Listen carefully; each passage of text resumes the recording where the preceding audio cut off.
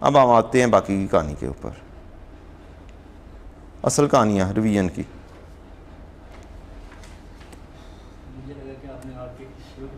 तो मैंने शुरू करवा दिया ना? नहीं, मैं इंतज़ार कर रहा था आपका, 10 मिनट आपने पहले शुरू किया, आपका इंतज़ार कर रहा था बेटा।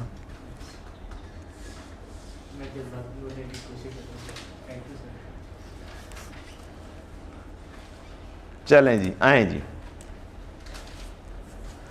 Statement of cash flow, one of the most important area. Operating activity direct method से बहुत ज़्यादा चांसेस हो सकते हैं, खाली ऑपरेटिंग एक्टिविटी, और बाकी तो ओवरऑल क्वेश्चन आ ही सकता है कभी भी किसी भी वक्त कैसे भी।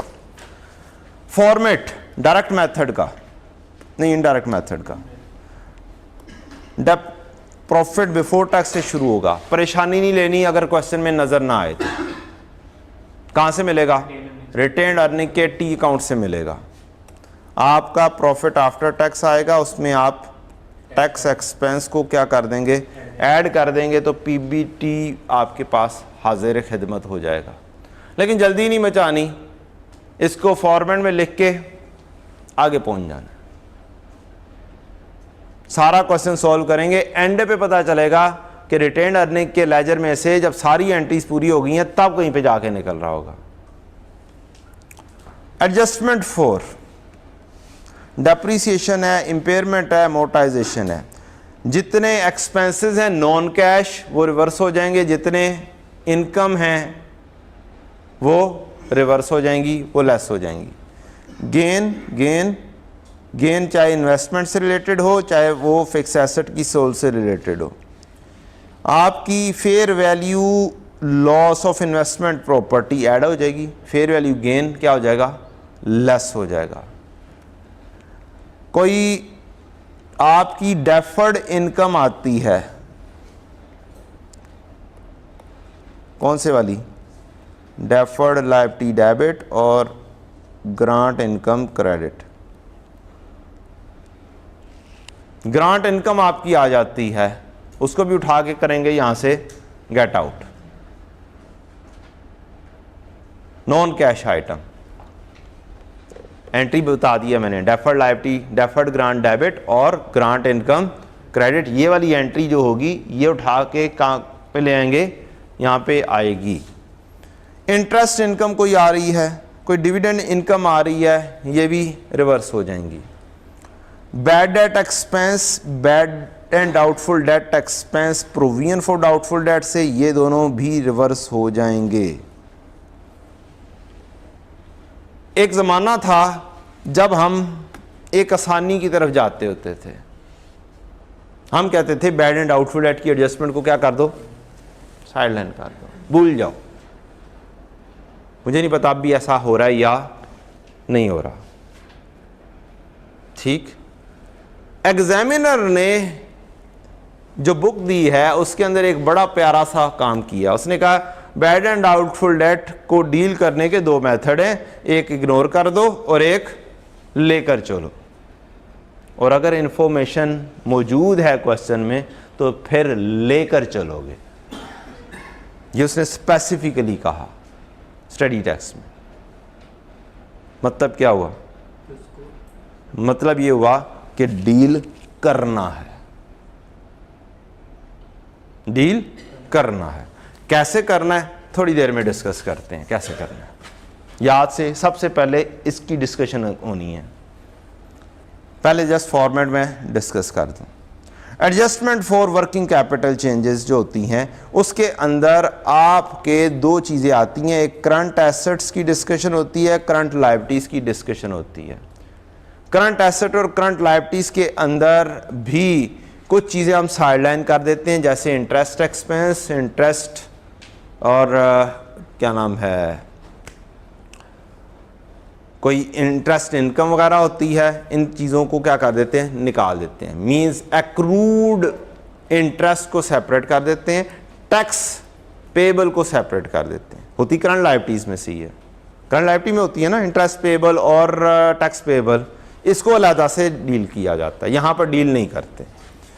तो मोटी मोटी आइटम्स इन्वेंट्री, ट्रेड, रिसीवेबल, प्रीपेमेंट्स या डेटर्स, नॉर्मली इनको डील किया जाता है यहाँ पर।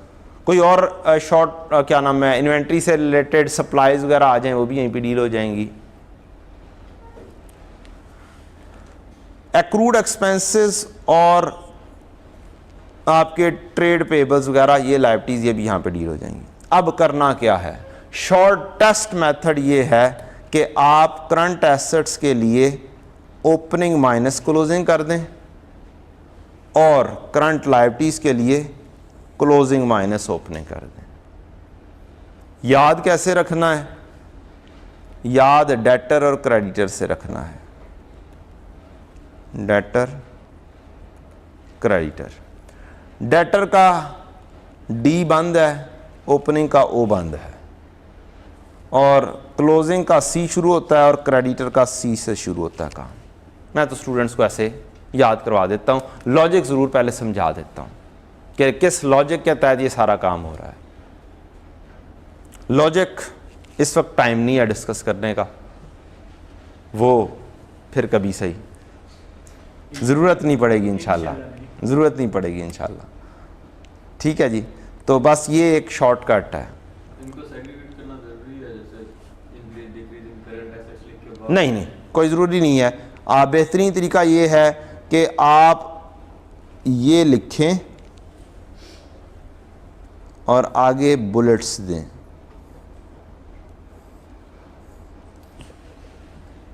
ईजीएस्ट वे, ये भी हेडिंग देने की ज़रूरत नहीं है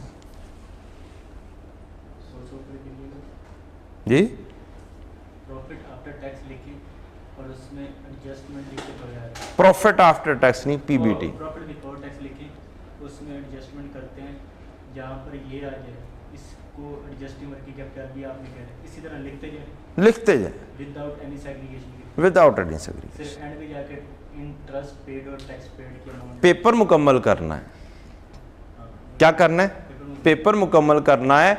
वे आउट स्टार्ट का ये होगा आपका, स्टार्ट आपने ऐसे करना है, आपने प्रॉफिट बिफोर टैक्स हेडिंग देनी, ये लिखना है। एडजस्टमेंट 4 में एक पक्की सच्ची एडजस्टमेंट आती है डेप्रीसिएशन की, बस डेप्रीसिएशन लिखना है, स्पेस खाली, सारी स्पेस खाली, आखिरी 3 लाइंस लेफ्ट पेज की।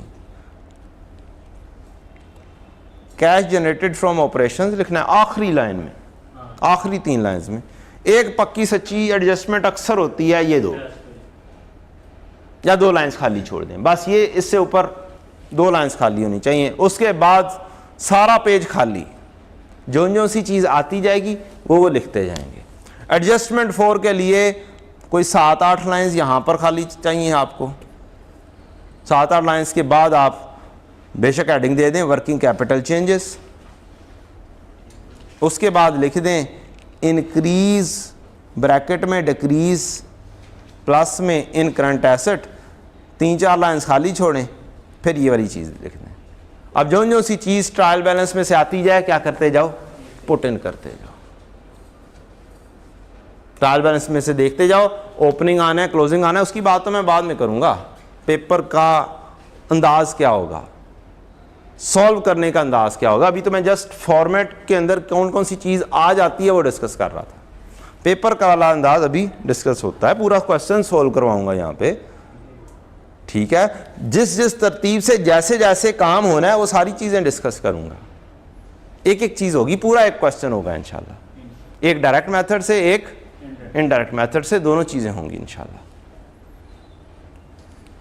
Cash flow from investing activities, इसके अंदर क्या क्या कुछ आता है, जितनी भी नॉन करंट एसेट से रिलेटेड चीज़ें हैं वो यहाँ पर आती हैं, सादी सी बात। प्रॉफिट एंड लॉस से related plus current asset current liability से रिलेटेड चीज़ें ऑपरेशंस को डील करती हैं, सिवाय चंद चीज़ों को छोड़ के जिसकी आपको अलग से डीलिंग करनी है। यहाँ से गेट आउट बोल के कहीं और लेके जाना है, या कुछ अल्टरनेटिव्स हैं, यहाँ पर भी डील हो सकते हैं, कहीं और भी डील हो सकते हैं। ठीक, बाकी मेजर चीज़ें प्रॉफिट एंड लॉस से रिलेटेड, करंट एसेट और करंट लायबिलिटी से रिलेटेड ऑपरेशंस को डील करती हैं। नॉन करंट एसेट इन्वेस्टिंग को डील करता है, non current liability plus equity आपकी फाइनेंसिंग एक्टिविटी को डील करती है। मोटी सी बात, ठीक, कहीं पे ना समझ लगे, इन रूल्स के बेसिस के ऊपर उस जगह पे ट्रीट कर दो। Non current liability equity financing, non current asset investing, सारी बैलेंस शीट पूरी हो गई। Equity liability, non current liability यहाँ पे, करंट लायबिलिटी ऑपरेटिंग के अंदर, करंट एसेट ऑपरेटिंग के अंदर, और प्रॉफिट एंड लॉस भी किधर, ऑपरेटिंग के अंदर। ये सारी की सारी चीज़ें मुकम्मल हो गई। इंटरेस्ट पेड, टैक्स पेड, अब यहाँ पर परचेजिंग भी आएगी, purchase of property plant equipment, sale के प्रोसीड यहाँ पर आएंगे, डिविडेंड इनकम, इंटरेस्ट रसीद ये यहाँ पर आएगा। अगर कोई इन्वेस्टमेंट इनकम होती है यहाँ पर आएगी, यहाँ पर। Cash flow from financing activity, proceed from issue of share capital, long term loan, raise dividend, net cash from cash financing activity, net increase cash and cash equivalent, cash and cash equivalent beginning end. Done. अच्छा जी, आप लोग पता नहीं क्यों परेशान होते हैं। हमारा एग्जामिनर तो इतना अच्छा हो गया है कि उसने सारे के सारे फॉर्मेट्स स्टैंडर्ड वाले ही कर दिए हैं। क्या कर दिए हैं? स्टैंडर्ड वाले, पूरे फॉर्मेट्स उसने स्टैंडर्ड वाले कर दिए हैं।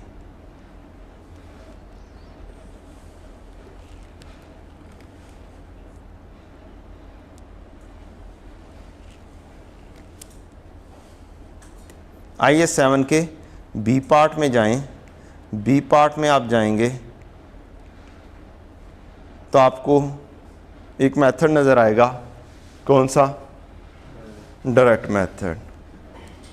फिर आपको मेथड नज़र आएगा इनडायरेक्ट मेथड। पेज खोलो, सामने रखो और जो वर्ड्स यूज़ हुए हैं वही वाले यूज़ कर दो।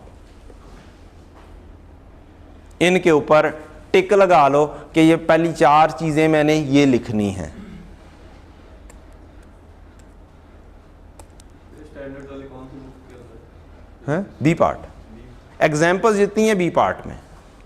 कल जो एग्जाम्पल्स डिस्कस की थी बी पार्ट में, IAS 33 की एग्जाम्पल्स बी पार्ट में, ठीक। और जो स्टैंडर्ड है इन इटसेल्फ, जहाँ से थ्योरी एक्सट्रैक्ट होती है, वो ए पार्ट में। कॉन्सेप्चुअल फ्रेमवर्क ए पार्ट में, पूरे का पूरा कॉन्सेप्चुअल फ्रेमवर्क देख के करने वाला है। रट्टे लगाने वाला तो रहा ही नहीं है, कहानी खत्म हो गई है। और जब से ओपन बुक हुआ है उसने तब से पूछना शुरू किया कॉन्सेप्चुअल फ्रेमवर्क। कोर्स में पता नहीं कब से था, उससे पहले पूछता ही नहीं था, हाथ ही नहीं लगाता था। अगर पूछता था तो 1 या 2 MCQs बस, इससे ज्यादा नहीं पूछता था। ओपन बुक होने के बाद 8 मार्क्स का एक क्वेश्चन, 5 मार्क्स का एक क्वेश्चन पूछा जा चुका होगा ओपन बुक के ऊपर। उसमें से आराम से देख के 8 मार्क्स में से ट्रू फॉल्स आए थे, आराम से देख के 4 मार्क्स हो सकते थे, 5 मार्क्स आराम से देख के हो सकते थे। मींस पासिंग मार्क्स को तो देख के हो सकते थे। सोचना 2-3 के ऊपर पढ़ना था। ले जी, format. Cash flow from operating activity, profit before tax, adjustment for depreciation, losses ने क्या हो जाना है? ऐड हो जाना है। इन्वेस्टमेंट इनकम, इंटरेस्ट एक्सपेंस, मोटी मोटी बातें यहां पे लिखी हुई हैं। आगे कुछ उसने हेडिंग्स के अंदर कुछ किया है? कोई वर्किंग कैपिटल चेंजेस की हेडिंग दी है स्टैंडर्ड में? आप लोग कह रहे थे ना मस्ट है, स्टैंडर्ड तो नहीं कह रहा कि मस्ट है। इसका मतलब क्या हुआ? मस्ट हुआ? मस्ट ना हुआ। वो जो आसानी के लिए क्या है, increase oblique decrease in current asset, वो आपकी आसानी के लिए क्या है कि यार करंट एसेट के लिए बस एक ही दफा इंक्रीज डिक्रीज लिखी जाए, हर दफा सोच सोच के ना लिखना पड़े। अदरवाइज आप हर एक के लिए सोच के भी लिख सकते हैं, यहां से भी देख के समझ सकते हो। Increase in trade and other receivable होगा तो कैश आउट होगा, मींस एसेट इंक्रीज होंगे तो कैश आउट होगा। हम उसको कैश की लैंग्वेज में यहां पर लिख देते हैं। इंक्रीज होगा तो आउट होगा, डिक्रीज होगा तो ऐड होगा।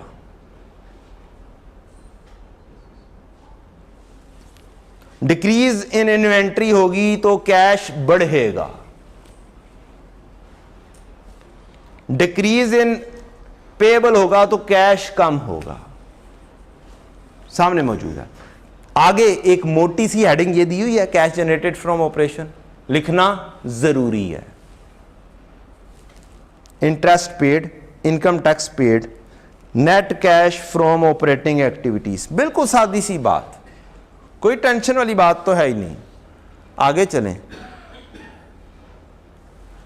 Cash flow from investing activity, acquisition of फलाना फलाना, purchase of property plant and equipment, proceed of sale of equipment, जितनी भी proceed of non current asset आएंगे यहां पे, इंटरेस्ट रसीव्ड, डिविडेंड रसीव्ड, मोटी मोटी सी बातें। Financing activity, proceed from issue of share capital, proceed of long term borrowings, payment of lease liability, dividend paid, उसके ऊपर एक ए लिखा हुआ है और ए में जाके बताया हुआ है कि ये डिविडेंड जो है ये पेड ऑपरेटिंग एक्टिविटी में भी लिखा जा सकता है, लेकिन प्रेफरेबल क्या हुआ, यहां पर हुआ क्योंकि स्टैंडर्ड ने कहा। एक्सपेंस और पेड में फर्क नहीं हो सकता जी, एक्सपेंस और पेड में फर्क भी तो हो सकता है, मतलब एक्सपेंस इतना था लेकिन पे इतना। तो डिविडेंड का कौन सा एक्सपेंस होता है? डिक्लेयर हो कह रहे कि डिक्लेयर हमने एक्सपेंस तो कोई नहीं होता, dividend is not an expense, उसकी तो दो एंट्रीज होती हैं, retained earning debit, dividend payable credit, dividend payable debit और कैश क्रेडिट। अगर डिविडेंड पेएबल ओपनिंग क्लोजिंग आ रहा है तो आप आराम से डिविडेंड पेएबल के अकाउंट से निकाल लेंगे, अगर ओपनिंग क्लोजिंग नहीं आ रहा तो फिर रिटेन्ड अर्निंग के अकाउंट से ही निकल कर आ जाएगा, ठीक। लेकिन लिखना कहां पे है, यहां पे लिखोगे ये प्रेफरेबल है एज पर standard. Net cash use in financing activity, net increase in cash and cash equivalent या डिक्रीज लिख दोगे, cash and cash equivalent at beginning, cash and cash equivalent end end of the period, कहानी खत्म। Standard में format मौजूद है, एक एक वर्ड मौजूद है। कौन सा मेथड हुआ, फॉर्मेट कौन सा हुआ, इनडायरेक्ट। अब बात करते हैं डायरेक्ट की, क्या बात करते हैं, डायरेक्ट मेथड। और हमारा एग्जामिनर इतना अच्छा है, उसने जितने भी पुराने क्वेश्चंस थे सारे उठा के इस फॉर्मेट पे कन्वर्ट कर दिए और हमें वक्ता डाल दिया। मीन्स मुझे भी पूरे क्वेश्चंस सारे की सारी वर्किंग्स उठा के बुक के अंदर क्या करनी पड़ी, चेंज करनी पड़ी। मैंने कहा दो इस मेथड के तहत चला तो मैं भी इस मेथड पे कन्वर्ट करता हूँ, फिर बस वे आउट हमारा डिफरेंट था, उसका तरीका कार एक स्टेटमेंट फॉर्म में वर्किंग्स करने का है, हमारा टी अकाउंट से वर्किंग करने का है, क्योंकि टी अकाउंट से वर्किंग्स आसानी से निकलती हैं जर्नल एंट्रीज के जरिए, लेकिन अच्छी खासी मेहनत करनी पड़ी। क्या लफ्ज यूज किया उसने, सिर्फ कैश रिसीव फ्रॉम कस्टमर, दूसरी line cash paid to supplier and employees, कहानी खत्म। कस्टमर में आ जाएंगे, अदर इनकम से भी कोई चीज रिसीव हुई है वो भी आ जाएगी, पेमेंट के अंदर सप्लायर एंड एम्प्लॉयज, सप्लायर हर किस्म के सप्लायर के अंदर हर वर्ड आ जाएगा, चाहे वो सप्लायर ऑफ परचेजेस है, क्रेडिटर हैं, चाहे वो सप्लायर ऑफ एक्सपेंसेस हैं, सारा कुछ क्या हो जाएगा, ठक करके इसके अंदर फिट इन हो जाएगा। बस हमारी वर्किंग्स होंगी, यहां पे हम प्लस करेंगे, टोटल लिख देंगे, क्या चीज आ जाएगी, cash from operations, interest paid, tax paid, बाकी तो कहानी वही है। लिहाजा दो लाइंस में काम हो जाता है। आपने तीन करनी हो तो कर लें, कैश पेड फॉर एक्सपेंसेस करना चाहें कर दें, कोई करता है तो, लेकिन स्टैंडर्ड में और हमारी बुक के अंदर उसने बस दो के ऊपर कन्फाइंड कर दिया उस चीज को, ठीक है जी। क्या स्टैंड उनको नहीं पता था कोई एक्सपेंसेस भी होते हैं, स्टैंडर्ड वाले को नहीं पता था, क्या पता था ना, स्टिल उन्होंने क्या वर्ड्स यूज किए हैं उसके अंदर सारी कहानी फिट इन होती है। तो हम वही वाला फॉर्मेट यूज कर लेंगे तो ज्यादा सही है, जो स्टडी टेक्स्ट में उन्होंने यूज किया, जो स्टैंडर्ड में है। भूल भी जाएंगे तो क्या करेंगे, था जेपी, कहानी खत्म, जेपी है ना, और क्या है, जेपी है, और इससे बढ़कर और क्या चेपी हो सकती है, कि रट्टे की जरूरत नहीं है। कोई चीज भूल जाते हो उठा के देख के लिख दो, ये चीज भूल जाते हो कि इन्वेस्टमेंट इनकम ने ऐड होना था, लेस होना था, देख के कर दोगे, भूल जाता है इंसान। कोई मेरे वर्गा हो तो शायद ज़्यादा भूल जाता हो। मैं तो बस इतनी हेल्प कर सकता हूँ, आपको ये बता दूँ कि कौन सी चीज़ कहाँ पर मौजूद है। जी बेटा, कहाँ पर किसी ने क्वेश्चन के लिए हाथ रेस किया था? हाँ जी बताएं। तो जिस तरह ये लिखा हुआ है, हाँ, ये चेंजिंग किया उसने स्टैंडर्ड प्रोग्राम में जितनी फास्ट एग्जांपल दिए, तो इसका मतलब चांस बढ़ गए इसके, किसके? इस फॉर्मेट के सवाल पूछने के। इसके चांस बढ़ चुके हुए हैं डायरेक्ट मेथड के। पहले नहीं पूछा जाता था, क्यों बढ़ गए हैं? शॉर्ट क्वेश्चंस होने की वजह से। अगर फुल फ्लेज क्वेश्चन बनाया जाए, बड़ा सा क्वेश्चन बनाया जाए, सही लेवल का बनाया जाए, तो वो 15 मार्क्स के करीब का बनेगा। अब उसकी जरूरत बन गई है 10 मार्क्स की भी, 8 मार्क्स की भी। पहले उस तरीके से जरूरत नहीं थी। हिस्टोरिकली अगर देखा जाए तो उसके पास इतने टॉपिक्स होते थे और उसने खुला छोड़ा हुआ था एक जमाने में, जैसा मर्जी क्वेश्चन पूछे, सारे के सारे 15-15 मार्क्स से पूछ रहे, 6 क्वेश्चन हो बस। अब उसने अपने आप को लिमिटेड कर दिया है कि 3 मार्क्स से, 3 क्वेश्चन से बड़े क्वेश्चन मैंने नहीं पूछने 50 मार्क्स से ऊपर। मीन्स उसकी जरूरत क्या हो गई है? कम क्वेश्चन, कम मार्क्स की। अब कम मार्क्स के लिए एक बेस्ट सोर्स है operating activity under direct method. बहुत अच्छा सा सोर्स है, इस वजह से इसकी जरूरत बढ़ गई है। अगर मैं एनालाइज करूं, हिस्टोरिकली आपको नहीं मिलेंगे, हिस्टोरिकली आपको 1-2 क्वेश्चन मिलेंगे, और R1 के लेवल पर सिर्फ 1 क्वेश्चन मिलेगा, R2 के लेवल के क्वेश्चन मिलेंगे। एग्जामिनर ने वही R2 के क्वेश्चन उठाए हैं और क्या किया, अपनी बुक में फेंक दिए। और हमारे एग्जामिनर ने बुक के अंदर एक और काम किया है, जोन जोन से क्वेश्चंस सॉल्व हो सकते थे दोनों मेथड से सॉल्व कर दिए। मींस वो खुद एम्फेसिस कर रहा है कि मैंने अब डायरेक्ट मेथड को भी क्या करना है, पूछना है। तभी उसने प्रैक्टिस मटेरियल भी इजाफा किया ना।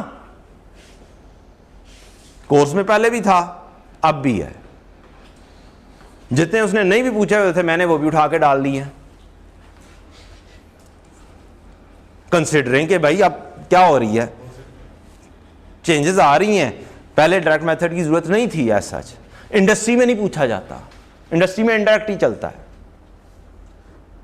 प्रैक्टिकली इनडायरेक्ट ही चलता है। इसी वजह से हर कोई कौन सा पूछता होता था, इनडायरेक्ट मेथड पूछता था। इसीलिए इनडायरेक्ट मेथड को ही फॉलो किया जाता है, क्योंकि इंडस्ट्री में वही चलता है। तो अब मजबूरी है, लेकिन अब आपके जो सिनेरियो है ना उसके मुताबिक मेरे नज़दीक अब सिर्फ ऑपरेटिंग एक्टिविटी, बाकी तो दोनों मैच रहे। क्वेश्चन शॉर्ट बनाएगा, उठा के यहाँ से दे देगा। छोटा क्वेश्चन बना के पूछ ले। क्या? वो तो मैं पहले बता चुका हूँ आपको, कि वो तो मैं आपको पहले बता चुका हूँ। उसकी नीड के मुताबिक वो अपने आप को एडजस्ट कर सकता है कि 2 क्वेश्चन में भी वो पूछ ले। आए जनाब, कहानियाँ काफ़ी हो गई, वापस आ जाएं ज़िंदगी में। ये फॉर्मेट आ गया। कैश एंड कैश इक्विवेलेंट में क्या क्या कुछ आएगा जी? क्यों बच्चों जी? कैश एंड कैश इक्विवेलेंट में क्या कुछ आ सकता है? Cash, bank overdraft, short term investment और बैंक ओवरड्राफ्ट और bank and cash. Cash and bank तो पक्का सच्चा आता है। और क्या क्या कुछ आ सकता है? अगर आपको कहता है कि बताओ कैश एंड कैश इक्विवेलेंट में क्या क्या कुछ लिखा जा सकता है, शॉर्ट क्वेश्चन। 4 चीजें लिखी जा सकती है।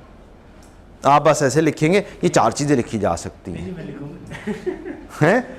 बस ये लिस्ट बना दोगे। सर लिस्ट ही बनाएंगे और क्या करेंगे? आप लिस्ट नहीं बनाओगे, आप स्टैंडर्ड खोलोगे और स्टैंडर्ड खोल के स्टैंडर्ड की लैंग्वेज में लिखोगे इज्जत माब कि कैश एंड कैश इक्विवेलेंट में क्या क्या कुछ लिखा जा सकता है। Cash and cash equivalent, 1 para या 2 पैरा, 3 पैरा, 3 पैराज हैं। क्या करोगे? 3 पैराज में से एक्सट्रैक्ट करके लिखोगे क्या क्या कुछ लिखा जा सकता है। स्टैंडर्ड की लैंग्वेज में ही बात होनी चाहिए। Cash equivalent are held for purpose of meeting short term commitments. investment or other purposes. For an investment to qualify as a cash equivalent, for an investment to qualify as cash equivalent, it must be readily convertible into known amount of cash.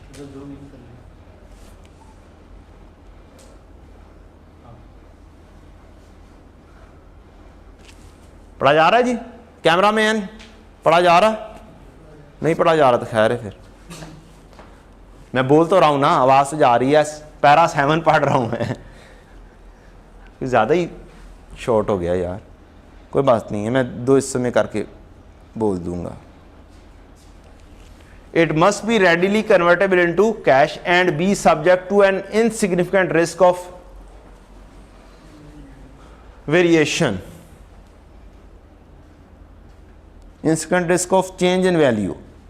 Therefore, investment normally qualifies as a cash equivalent only when it has a short maturity. और short maturity क्या होगा? Of, आगे क्या कहता है standard से कितने महीने?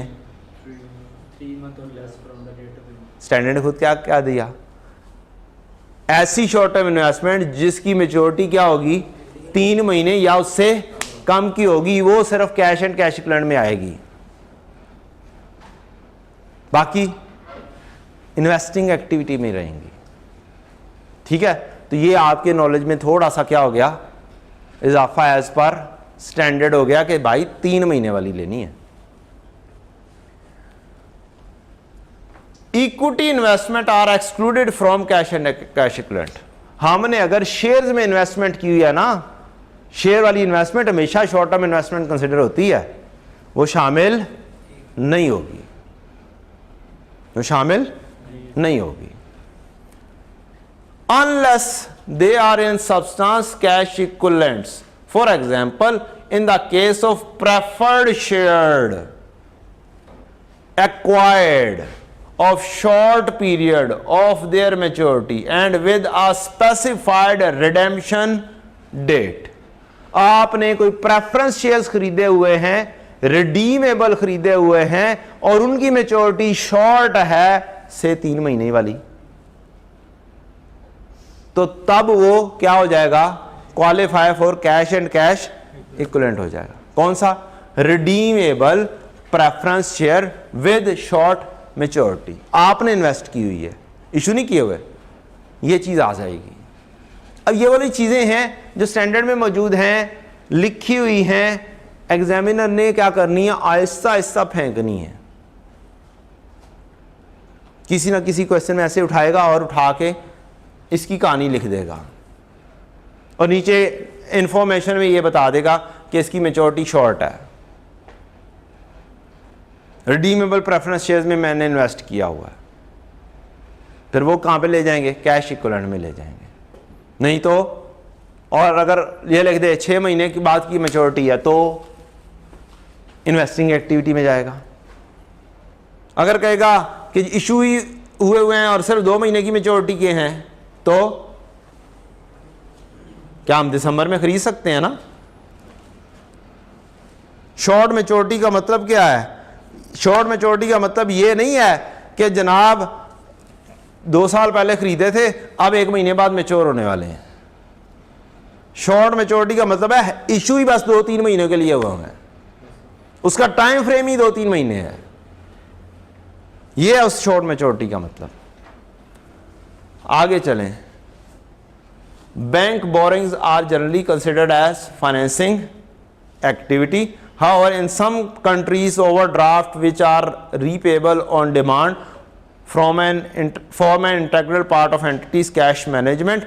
Bank overdraft and included as cash and cash equivalent. ये पूरी कहानी लिखोगे तो मार्क्स मिलेंगे, खाली बस बैंक ओवरड्राफ्ट लिखने से मार्क्स नहीं मिलने। सर इस तरह का जो अगर सवाल आया वो आएगा 4 to 5 मार्क्स का, तो या उठाएंगे, इसके बुलेट्स बनाएंगे, कर देंगे।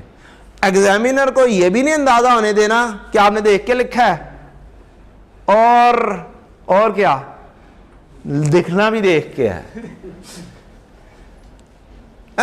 नकल के लिए अकल की जरूरत है बस। एग्जामिनर को यह भी नहीं पता चलना है क्या क्या लिखा है, देख के लिखा है। तरतीब चेंज, पहले इसको लिखोगे, फिर इसकी कहानी लिखोगे, फिर इसकी कहानी लिखोगे। This is the way out to deal. Standard से उठा के लिखना, बस ऊपर से शुरू होकर यहां तक लिखना नहीं है तरीकाकार। तरीकाकार है तरतीब आगे पीछे कर दो, बुलेट्स में कर दो, आंसर वही वाला पूरा कर दो। 5 मार्क्स का आ जाएगा अगर आपने ये पूरी कहानी लिख दी। ये बताएं 5 के 5 मार्क्स आएंगे कि नहीं आएंगे? और अगर वही वाली 3 लाइंस लिखोगे, bank OD, investment, short term investment और कैश एंड बैंक, कहानी खत्म।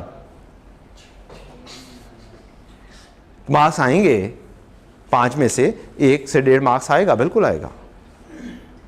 लेकिन 5 में से 5 के 5 आ सकते हैं कहानी लिख दो तो। थोड़ी सी आगे पीछे कर दो, थोड़ी सी वर्डिंग चेंज कर दो, लेकिन कहानी पूरी हो। और क्या चीज है? Cash flow exclude movement between items that constitute cash and cash equivalent component are part of the cash management of entity. Cash and cash की मूवमेंट को एक्सक्लूड कर रहा है। तो चीजें स्टैंडर्ड में मौजूद हैं और बर्मला ओपन बुक में ऐसे पेपर आ चुके हुए हैं जिसमें ऐसे ही देख के लिखना था। IS 20 में देख के लिखना था, पूरा पैरा एक दिया हुआ था देख के लिखने वाला, वही काम करना था, बुलेट्स में लिखना था। जिसने आराम से देख के लिख लिया 4 के 4 मार्क्स उसके, जिसने नहीं लिखा उससे 2 मार्क्स भी पूरे नहीं होते। आपके सामने एग्जाम्पल सामने है, मैंने आपसे ही पूछा था, आपको पता भी था, लेकिन एग्जामिनेशन के लेवल का वो आंसर नहीं था। कैश एंड कैश इक्विवेलेंट की कहानी भी हो गई बच्चों। वापस आ जाओ जिंदगी में।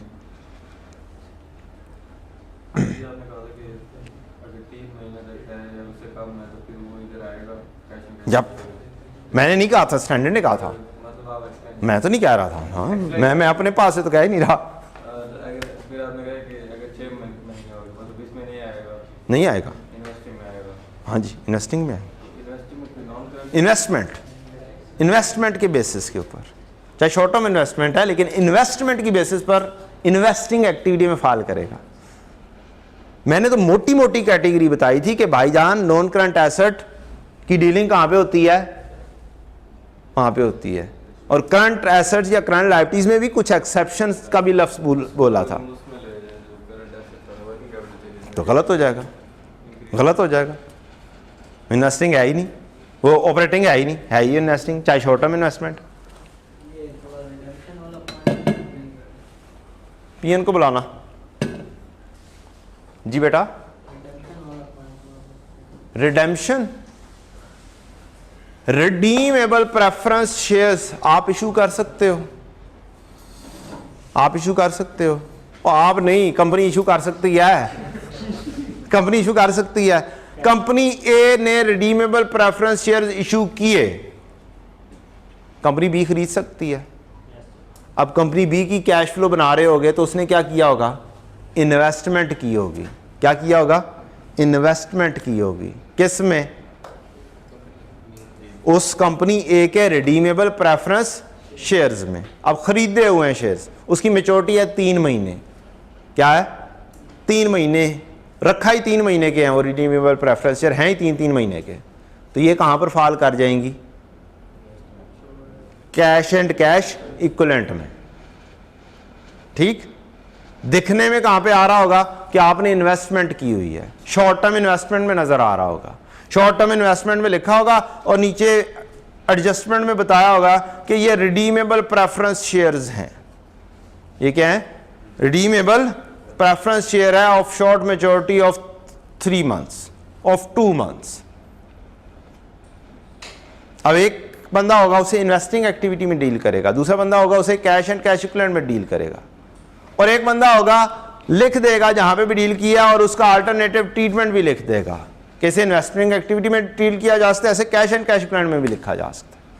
लेकिन ज्यादा चांसेस क्या हैं, आपसे जस्ट पूछ ले कि कैश एंड कैश इक्विवेलेंट में क्या क्या कुछ लिखा जा सकता है, तो फिर है यहां से देख के कॉपी पेस्ट। जनाब इज्जत माफ, क्या हाल है आपके जनाब?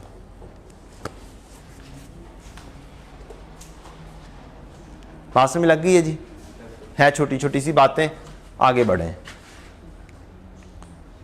लें जी, एक आ गया क्वेश्चन डायरेक्ट मेथड का। क्या आ गया जी? डायरेक्ट मेथड का क्वेश्चन आ गया। कहते हैं तो मैं इसके ढेर सारे लेजर्स डिस्कस करता हूं। आई डू हैव ढेर सारे लेजर्स, सारे के सारे लेजर्स, लेकिन मैं पहले कोशिश करूंगा कि मैं क्वेश्चंस डिस्कस कर दूं, दो एक तरीकाकार रिवाइज हो जाएगा। 2014 में ये पूछा गया वो क्वेश्चन है, I have amended it for you at your level. Means FAR2 के लेवल पे कोई डेफर्ड टैक्सेशन और इस तरह की चीज़ें, मुख्तलिफ चीज़ें आ रही होती हैं जो R1 में पढ़ने वाली नहीं होती हैं, तो हमें क्या करना होता है, उसको क्वेश्चन को अमेंड करना होता है। चलें जी आगे बढ़ते हैं। क्वेश्चन की रिक्वायरमेंट क्या जी? ऑपरेटिंग एक्टिविटी सेक्शन बनाएं। स्टेटमेंट ऑफ कैश फ्लो का 30 जून 14 यूजिंग डायरेक्ट मेथड। फॉर्मेट क्या होगा क्वेश्चन से देख, उधर लिखा हुआ है क्या? Receipt from customer, paid to supplier and employees, कहानी खत्म।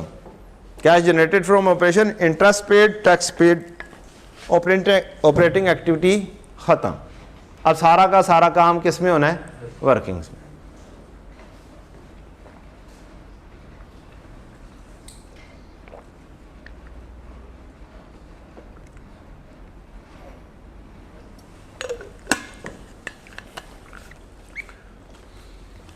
डायरेक्ट मेथड में वर्किंग्स कौन कौन सी होंगी?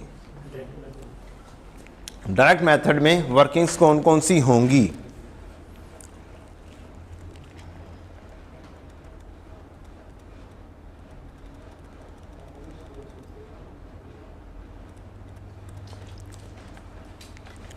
डायरेक्ट मेथड में बच्चों वर्किंग्स होंगी आपकी ये 3-4। एक डेटर ग्रॉस, एक क्रेडिटर की ग्रॉस, हाँ ग्रॉस, एक एक्सपेंसेस पेबल की और एक इन्वेंटरी की। ये मेजर 4 वर्किंग्स होंगी मेजरली। साथ अदर इनकम की आ सकती है, क्या आ सकती है? अदर इनकम की आ सकती है कि उसकी रिसीवेबल पेबल की कहानी आ जाए। मेजरली मोटी मोटी वर्किंग्स ये होंगी जो हम टी अकाउंट में बनाते हैं।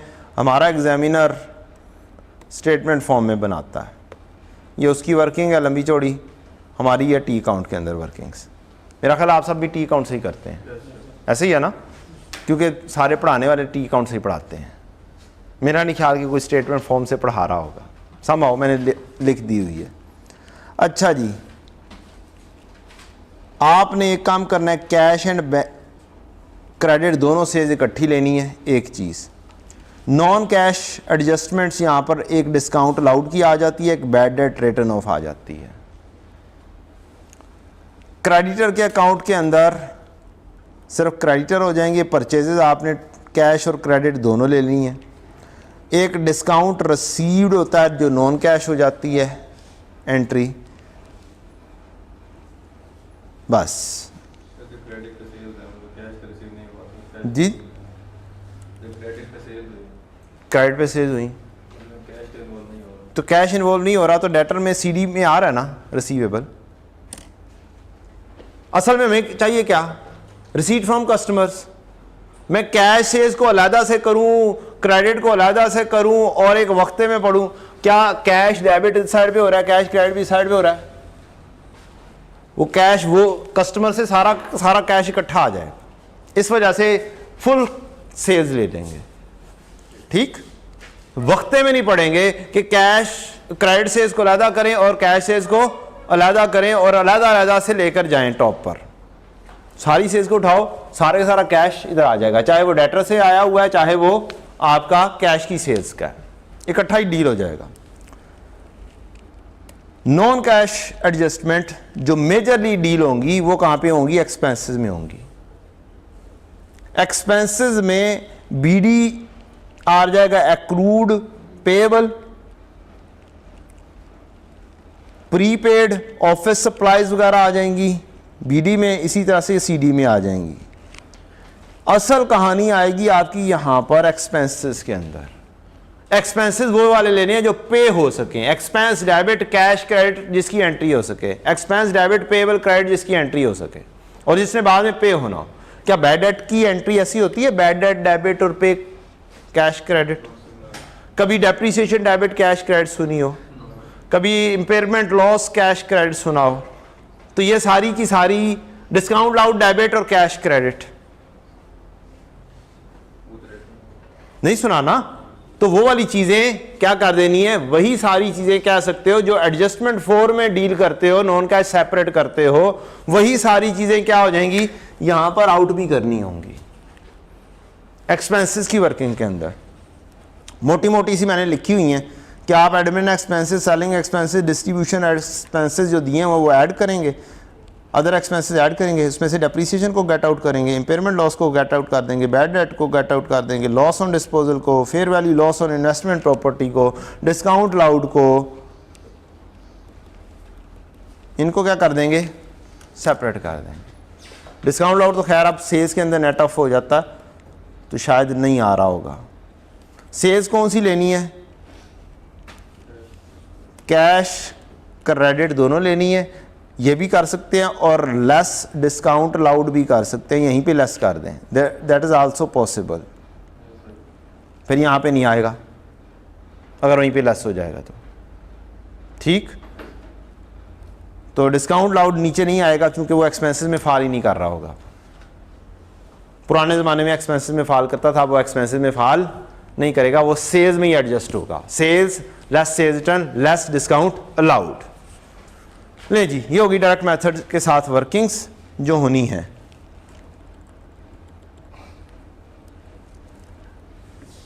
और हम कर रहे थे क्वेश्चन, कौन से वाला? Sky limited. फॉर्मेट आपने बना दिया, उसके बाद आपने क्या किया? आपने क्वेश्चन पढ़ा, आपने कहा कि जनाब मुझे करना क्या है, मेरे पास है क्या कुछ? सेल्स है, कॉस्ट ऑफ सेल्स है, ऑपरेटिंग एक्सपेंसेस हैं, बैड डेट एक्सपेंस है, loss on settlement of insurance claim है, फाइनेंशियल चार्जेस पेड है, टैक्स पे एक्सपेंस है, क्लोजिंग स्टॉक एंड ट्रेड है, ट्रेड रिसीवेबल नज़र आ रहे हैं, प्रोविजन फॉर डाउटफुल आ रहा है, ट्रेड पेबल आ रहा है, प्रोविजन फॉर टैक्सेशन आ रहा है, प्रॉपर्टी प्लांट एंड इक्विपमेंट आ रहा है। Additional information: at the time of acquisition asset and liabilities were valued as under। क्या चीज़ एक्विजिशन की है जी? 1 जुलाई पर हमने बिजनेस मून एंटरप्राइजेस से परचेज किया। Commences its business on 1 July 13 by purchasing the business of Moon Enterprises. ठीक है जी। प्रॉपर्टी प्लांट एंड इक्विपमेंट खरीदा, स्टॉक एंड ट्रेड खरीदा, ट्रेड रिसीवेबल खरीदा, ट्रेड पेबल खरीदा। During the year SL incurred a capital expenditure of 70 million। Loss on settlement of insurance claim relates to a car which was destroyed in an accident. It's cost and WDV at the time of accident was 5 million and 4 million respectively। There is no other disposal during the year. कैसे question शुरू करेंगे? Format बनाने के बाद क्या करेंगे? Ledgers कौन कौन से?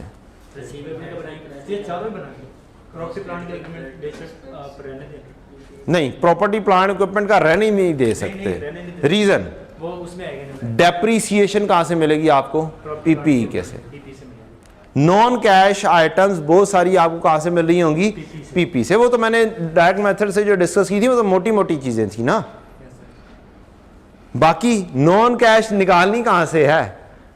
पीपी से निकलेगा नॉन कैश आइटम। लेकिन इधर हम करंट टैक्स से लेंगे नॉन कैश। तो बेटा जानी डेप्रीसिएशन कहीं पे दी हुई है ऊपर, अगर ऊपर दी होगी तो ठीक है, अगर नहीं दी होगी तो निकालनी पड़ेगी।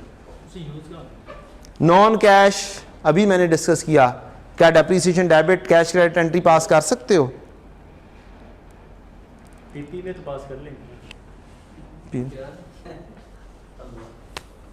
चला गया सवाल ही समझ चलो जाने। क्या depreciation debit cash credit entry पास कर सकते हो? मर्जी है भाई तेरी, जो तू कर लेगा तो ठीक है। एंट्री पूछ रहा हो depreciation debit cash credit entry पास कर सकते हो कभी? और नहीं ये तो नहीं होती ना। हाँ तो फिर क्यों 4 दफा कह रहा है कि हाँ तो कर लेंगे? मुझे लगा कंप्लीट डेप्रिसिएशन होगी वो उसको पूछो। चले जी, आपने फॉर्मेट बना दिया। फॉर्मेट बनाने के बाद आपने ओपनिंग क्लोजिंग लिखे। क्या किया? ओपनिंग क्लोजिंग लिखे। जोन जोन से गिवन किए हुए हैं। कौन कौन से गिवन किए हुए हैं जी? एक पीपीई का गिवन किया हुआ है क्योंकि आपने ये खरीदे थी चीज़ें, तो ये ओपनिंग हो गया। आपने पीपीई, ये डेप्रीसिएशन के लिए बनेगा। स्टॉक एंड ट्रेड बनाना ही बनाना है, ट्रेड रिसीवेबल बनाना ही बनाना है, पेबल बनाना ही बनाना है। तो ये 4 आपने ओपनिंग उठाए और एग्जामिनर की अच्छी बात, जोन जोन से रिलेटेड लेजर थे उसने सिर्फ वही वाले दे दिए। सोचने का मौका तब पड़ता है जब ढेर सारे और बनाना सिर्फ क्या हो, ऑपरेटिंग एक्टिविटी हो। तो वहां पर पीपी लाजमी हो जाएगा ताकि वहां से आप बैलेंसिंग डेप्रीसिएशन एक्सपेंस निकाल सके, इंपेयरमेंट लॉस निकाल सके। ठीक है जी। तो आपने ये 4 ओपनिंग लिख दी है। किधर किधर आ रही हैं ओपनिंग, ताकि मैं सारी बात मुकम्मल करूं ना। एक ये आ गया, एक ये आ गया 12, एक इन्वेंट्री का आ गया और एक प्रॉपर्टी प्लांट एंड इक्विपमेंट का। 52, 4, 12 और 8, क्या यही है? 52, 4, 8 और 12 ये ओपनिंग लिखे गए। उसके बाद क्या करना है आपने? एक एक एडजस्टमेंट को देखना है। क्या आपके पास सेल्स पूरी दी हुई है? पूरी दी है। क्या एंट्री पास करेंगे? डेटर डेबिट और सेल्स क्रेडिट, सारी की सारी। यहां पर कोई लिखी होती ना 60% क्रेडिट, तो उसको कहना था भाई तू तो है ही नहीं, मुझे क्या चाहिए? मुझे सारी चाहिए। 172 डेटर के अकाउंट में जाके लिख देंगे। डेटर के अकाउंट में 172 लिखी गई। नेक्स्ट क्या करेंगे? Cost of sale inventory. Cost of sales कहाँ पे लिखी जाती है? कॉस्ट ऑफ सेल्स डेबिट और इन्वेंट्री क्रेडिट। आप ये 80 उठाएंगे और इन्वेंट्री के अकाउंट में जाके लिखेंगे कॉस्ट ऑफ सेल्स डेबिट और inventory credit, step by step. फिर आप क्या करेंगे? Operating and selling expenses. ये नीचे पेपर ये अब सारे के सारे दिए हुए हैं। नीचे पेपर अच्छा जी, ऑपरेटिंग एंड सेलिंग एक्सपेंसेस एक ये वाला, ये उम्मीद है नॉन कैश ही होगा। ये कैश होगा, कैश वाला होगा क्योंकि उसने नॉन कैश लादा करके दे दिए हुए हैं इत्तफाकिया तौर पर। बेहतर तो ये था, मज़ा तो तब आता कि वो क्या करता 80 जमा 6 40 जमा 6 46 लिखा होता। उसने क्या लिखा होता? मैं ऐसे कहता हूँ कि 40 जमा 6 यहाँ पर 46 लिखा होता और नीचे जाके एडजस्टमेंट में लिखा होता operating and selling expenses include bad debt of ₹6। मज़ा तब आना था, क्वेश्चन में मजीद थ्रिल तब आनी थी।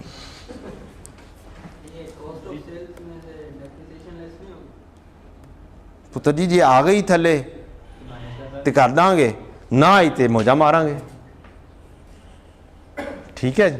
कॉस्ट ऑफ सेल्स में डेप्रीसिएशन नॉर्मली उसमें शामिल नहीं की होती। अगर शामिल की हो उन्होंने तो बताते हैं, अगर की होगी तो वो बताएंगे। फिर हम उसको कहेंगे भाई तू भी निकल जा। बहुत बड़ा काम होता है। प्लांट एंड मशीनरी की डेप्रीसिएशन कहाँ पे जानी है?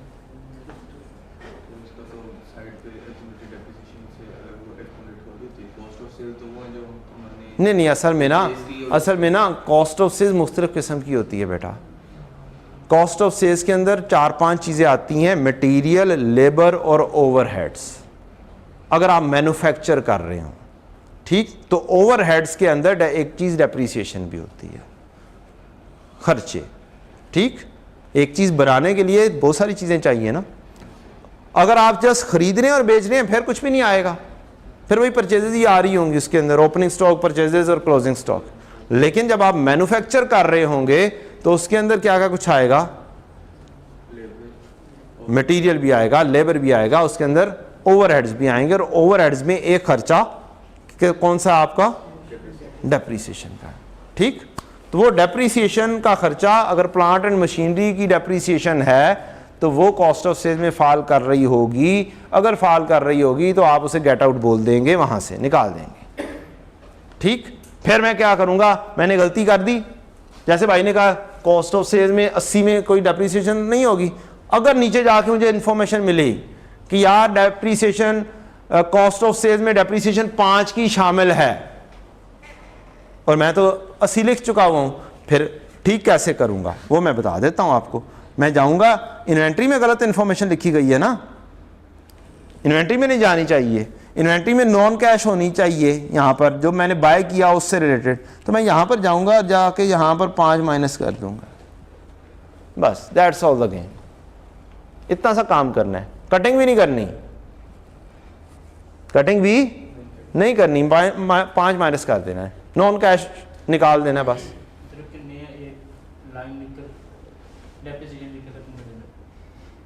पुत्र जी जितने दिल करेगा मुझे कर देना।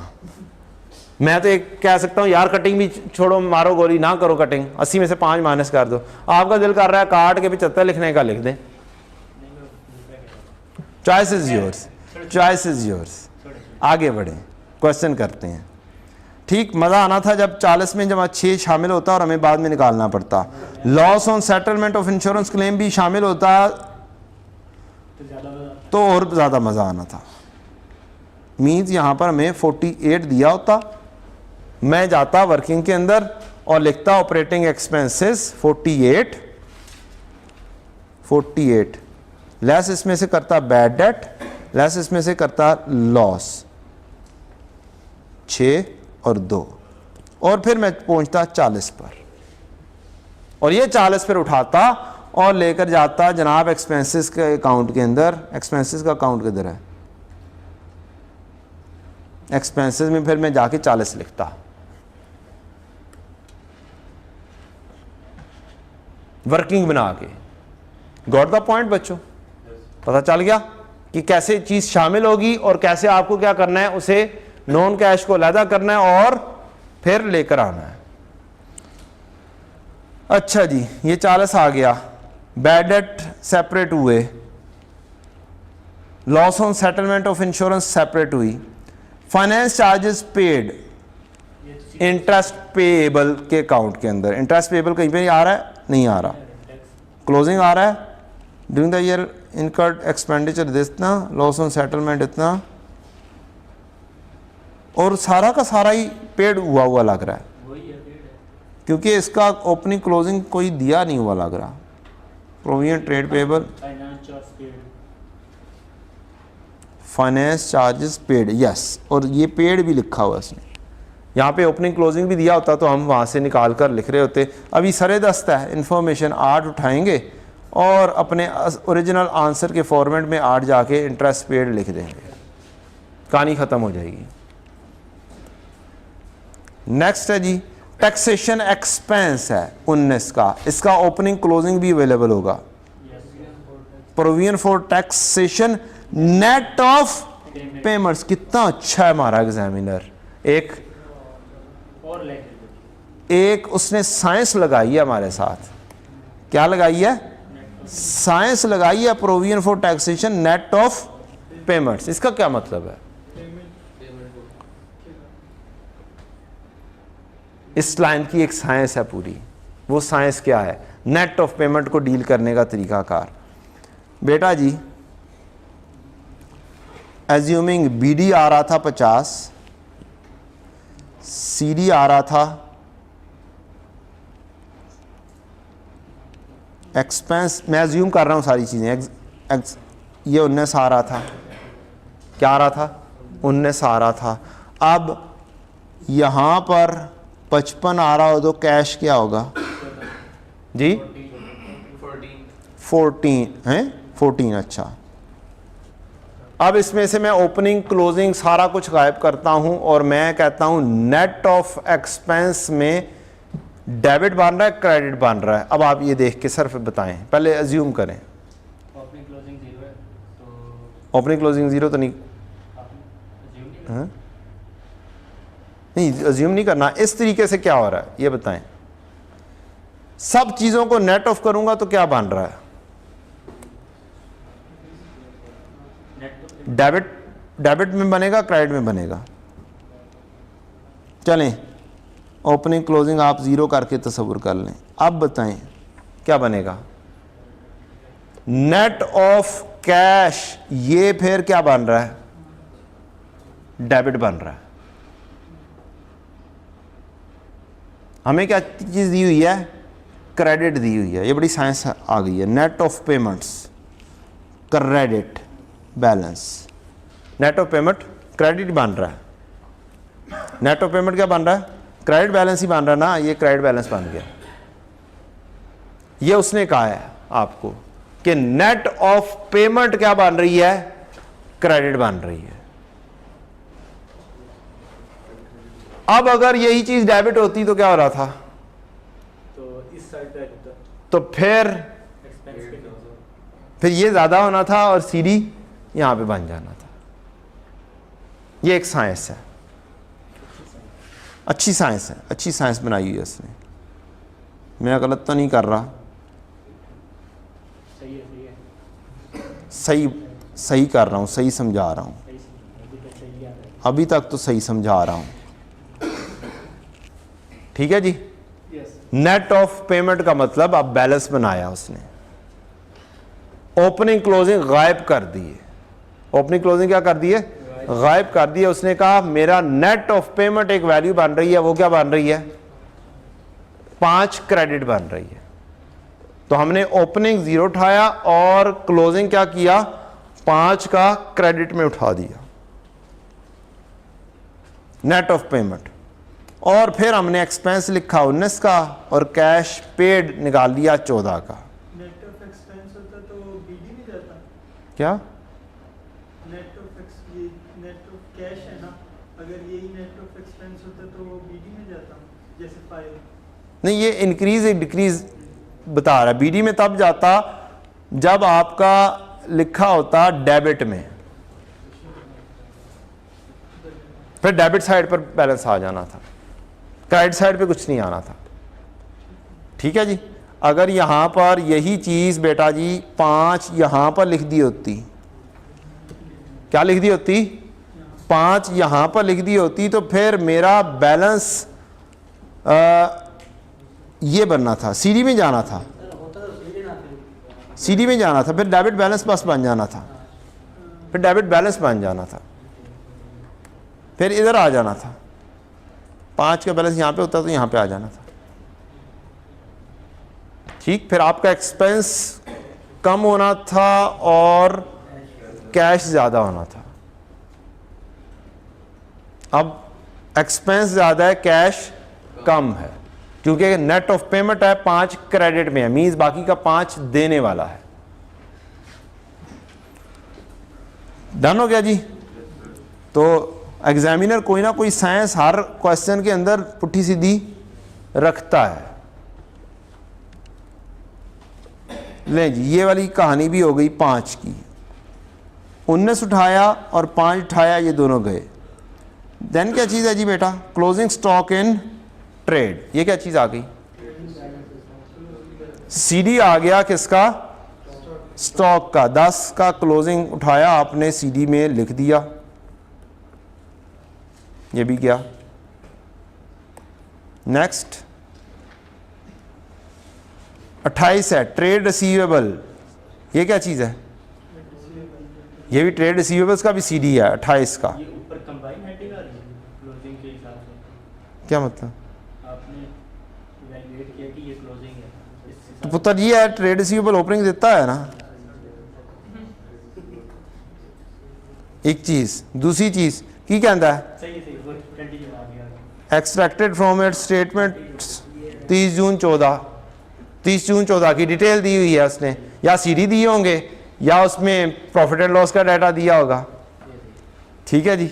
अब उसने जनरल कहानी की है ना, सारी की सारी कहानी जनरल का दी है। उसने कोई ट्रायल बैलेंस पूरा भी नहीं दिया, उसने तो ऑपरेटिंग एक्टिविटी बनवानी है, तो उसने डाटा एक्सट्रैक्ट करके आपको दे दिया, रेलेवेंट डाटा। सीडी उठाएंगे और सीडी लिख दिया आपने, ये गया सीडी। और क्या चीज़ है जी?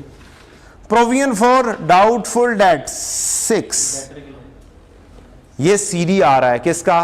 Provision for doubtful. बनाना जरूरी है या नहीं जरूरी है? जरूरी है, क्योंकि डेटर में हो सकता है बैड डेट रिटर्न ऑफ की मेजर आ रहा है। यहां से निकलेंगे आपके एक्सपेंसेस नॉन कैश, जो कि शामिल होंगे किसी ना किसी एक्सपेंस में, और वो आप क्या करेंगे? गेट आउट बोलेंगे। क्या करेंगे? गेट आउट बोलेंगे। लेकिन यहां पर अब इत्तफाकिया तौर पे कुछ नहीं है। आपने कहा कि मैं प्रोविजन फॉर डाउटफुल डेट का क्या करता हूं? अकाउंट बनाता हूं। Provision for doubtful debt CD बनाया, 6 आया, बीडी कोई नहीं था, ठीक। तो यहां पर क्या आया? बैड डेट एक्सपेंस कितना आया? 6, और वही उसने ऊपर भी दे दिया हुआ है, बैड डेट एक्सपेंस 6। अब आप ये बताएं कि ये बैड डेट रिटर्न ऑफ है या बैड डेट एक्सपेंस है?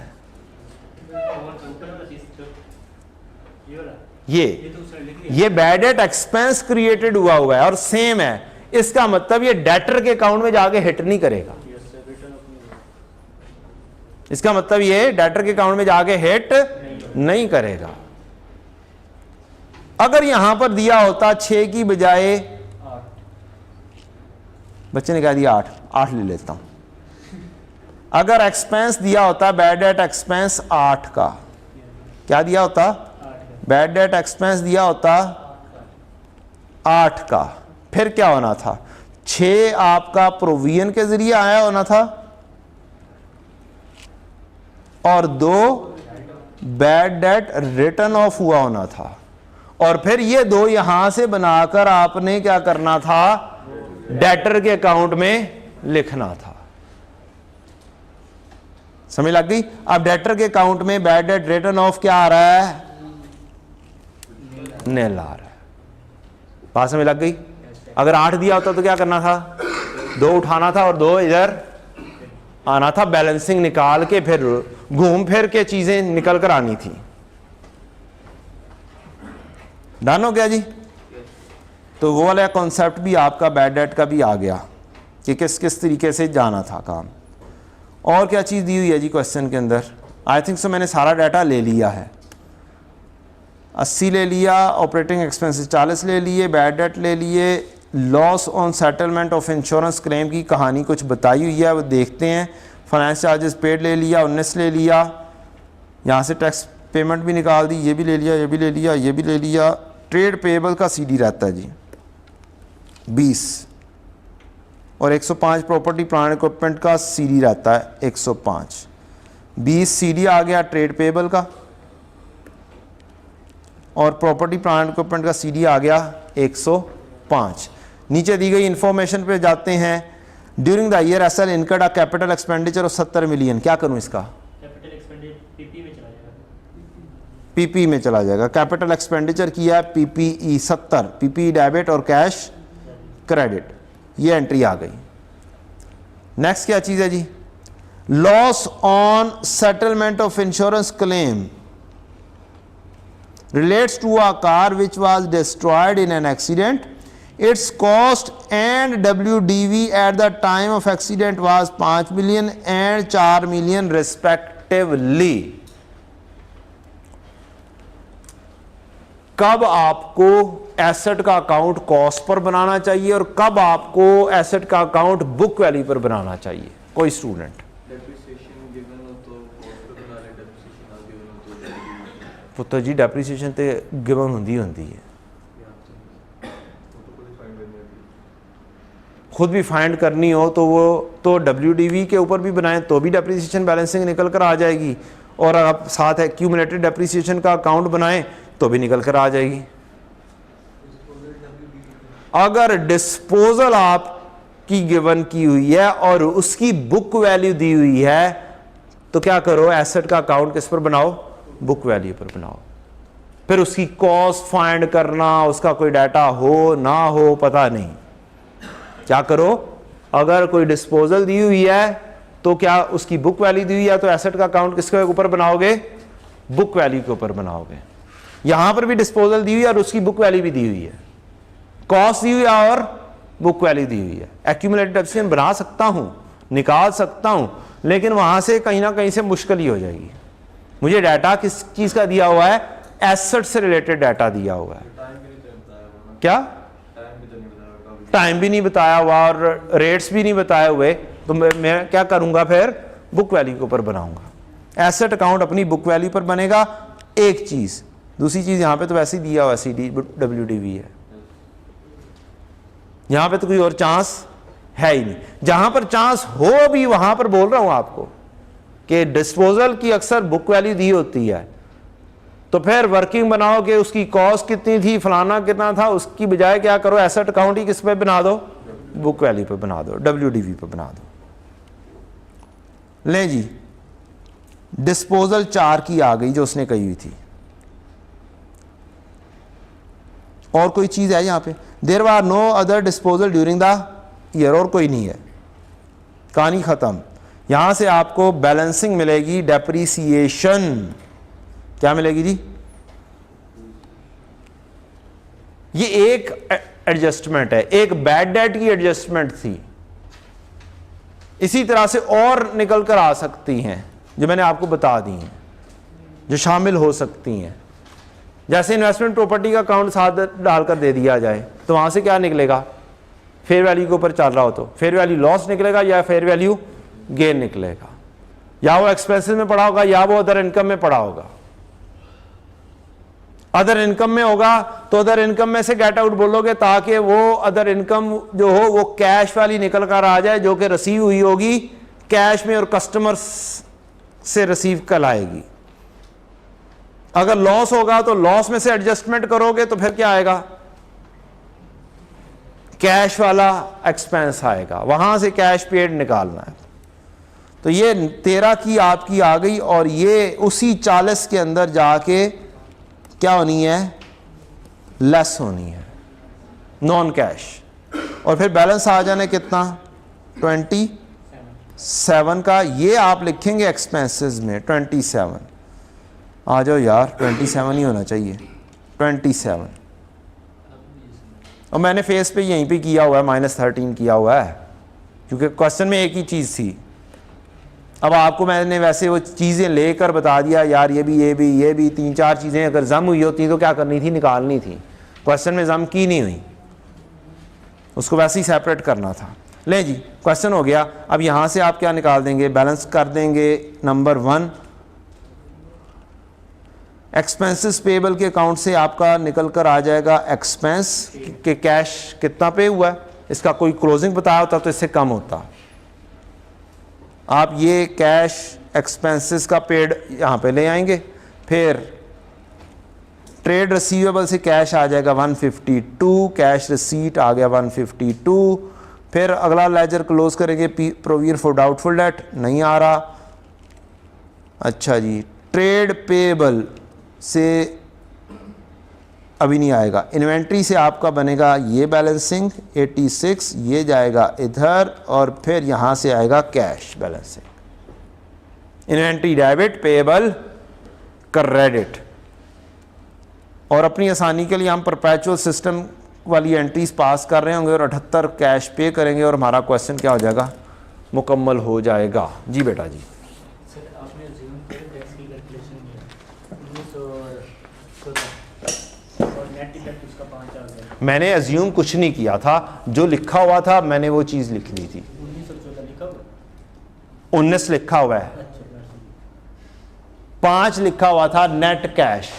टैक्स की वर्किंग के अंदर नेट कैश, ठीक, नेट कैश था और वो क्रेडिट बैलेंस दिया हुआ था उसने। ठीक, मैंने कोई अज्यूम नहीं की थी चीज़। यहाँ पर एक्सपेंस दिया हुआ था हमें क्वेश्चन में, ये 19 दिया हुआ था, तो यही मैंने ले लिया था कि क्वेश्चन के साथ रिलेट हो जाए। Any question on it? Break. हाँ, कहता बच्चा ब्रेक कर दें, बड़ी मेहरबानी होगी। लें जी, ब्रेक कर दें जी। चलें जी, आए जी बच्चों, कैश फ्लो स्टेटमेंट।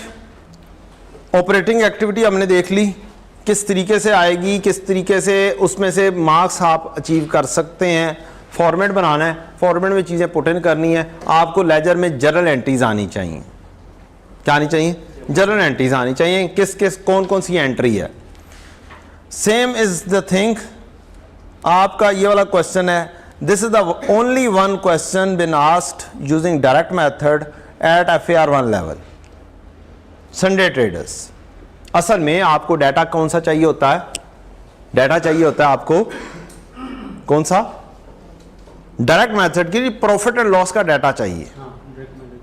क्या चाहिए? प्रॉफिट एंड लॉस का डाटा चाहिए, चाहे वो आपको स्टेटमेंट फॉर्म में लिख कर दे दे, स्कैटर्ड फॉर्म में लिख के दे दे, चाहे आपको टेबुलर फॉर्म में पूरा प्रॉफिट एंड लॉस दे दे। You need sales, you need cost of sales और परचेजेस एटलीस्ट, ताकि आप पेबल से क्रेडिटर से मालूम कर सकें सप्लायर की पेमेंट। कॉस्ट ऑफ सेल्स होगी, इन्वेंट्री से आप जाएंगे परचेजेस के ऊपर, परचेजेस से आप पेबल के ऊपर पहुंच जाएंगे। तो कॉस्ट ऑफ सेल्स, एक्सपेंसेस का डाटा आगे फिर से चाहिए आपको कि टोटल एक्सपेंसेस कितने हैं, ऑपरेटिंग एक्सपेंसेस, सेलिंग एक्सपेंसेस, ये फलाने कितने हैं, और उनमें से नॉन कैश की आपने गेट आउट बोलना है। ये वाला क्वेश्चन ऐसा क्वेश्चन है जो कि दोनों तरीकों से हो सकता है, डायरेक्ट मेथड से भी और इनडायरेक्ट मेथड से भी। डाटा अवेलेबल है, फुल फ्लैज डाटा अवेलेबल है, profit and loss, balance sheet सारी अवेलेबल है, और आराम से दोनों तरीकों से हो सकता है। इनडायरेक्ट तो हो ही सकता है। डायरेक्ट के लिए स्पेसिफिकेशंस हैं कि ये चीजें हों।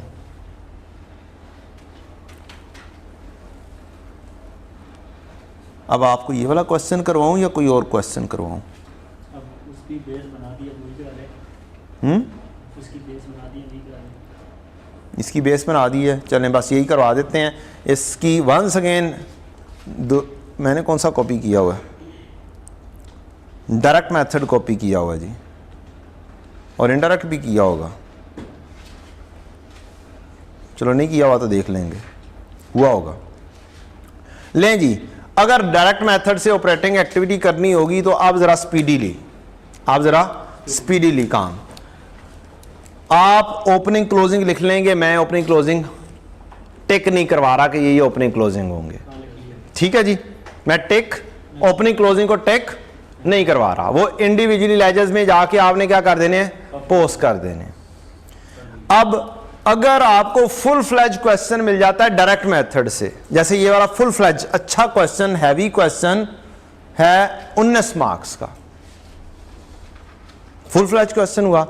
अब जो आपका मेथड होता है इनडायरेक्ट मेथड, वहां पर आपको नॉन करंट एसेट के तमाम लेजर्स बनाने पड़ते हैं इन्वेस्टिंग एक्टिविटी के लिए, नॉन करंट लायबिलिटीज को फाइनेंसिंग एक्टिविटी के लिए, इक्विटी के लेजर्स बनाने पड़ते हैं फाइनेंसिंग एक्टिविटी के लिए, ठीक। इनडायरेक्ट मेथड हो तो 3-4 लेजर्स नहीं बनते हैं वर्किंग कैपिटल चेंजेस में जो चीजें डील होती हैं, बस वो लेजर्स नहीं बनते, बाकी सारे के सारे ओपनिंग क्लोजिंग उठा के ठाक करके फेंक देते हैं हम। डायरेक्ट मेथड में वही 3-4 लेजर्स मेन हो जाते हैं,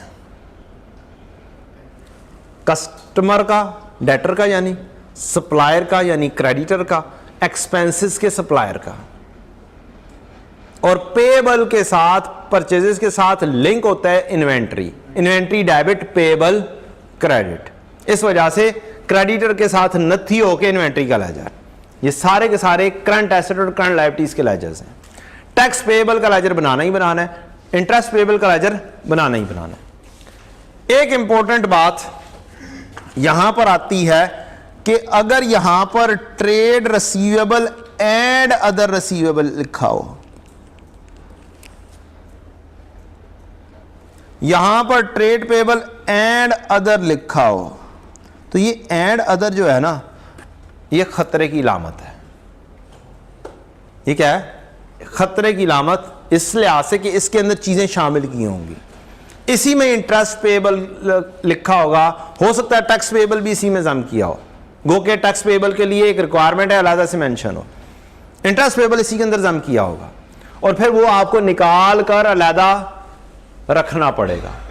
उस सूरत में जब आप वर्किंग कैपिटल चेंजेस बनाएंगे ना बच्चों, क्या बनाएंगे, working capital changes, indirect method की बात कर रहा हूं, तो आप लिखेंगे debtor and other.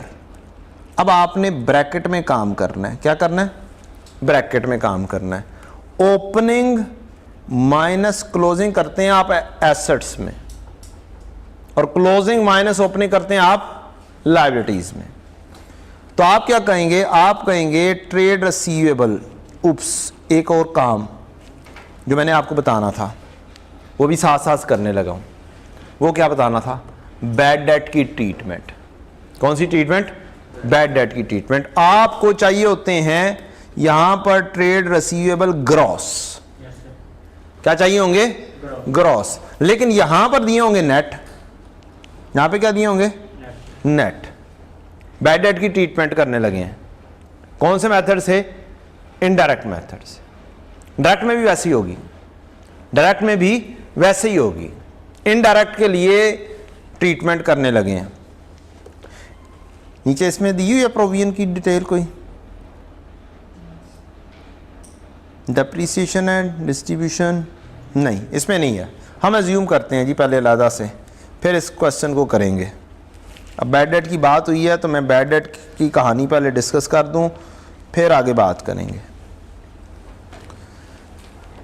Assuming statement of financial position में डेटर आ रहे हैं 2023 2022, बताएं जी, कोई एज्यूम करके बताएं। और 300 और 200।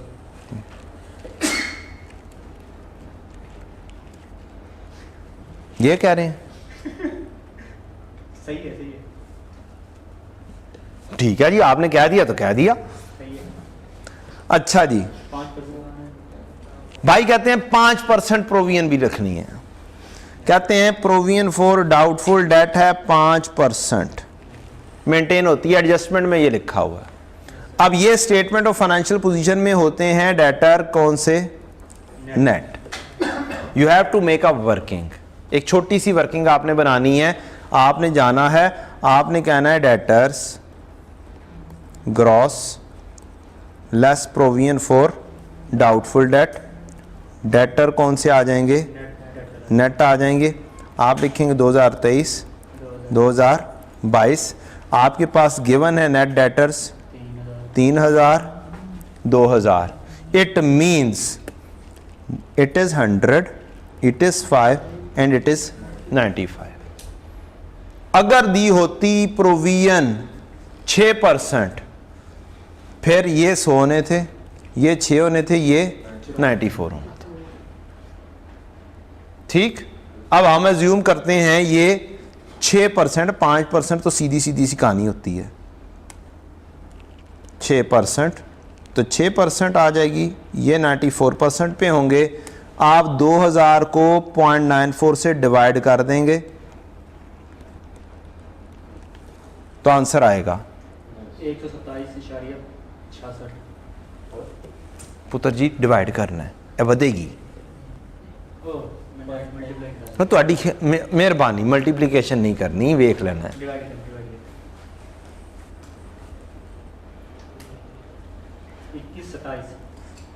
21 27 और 127 आ जाएगी आपकी प्रोविजन। 3000 को डिवाइड कर दें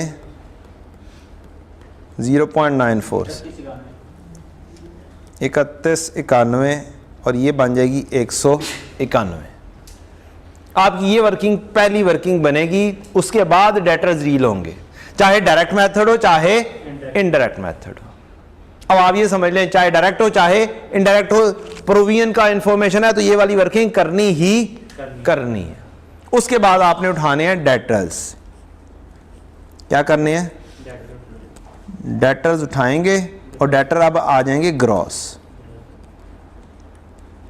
बीडी सीडी।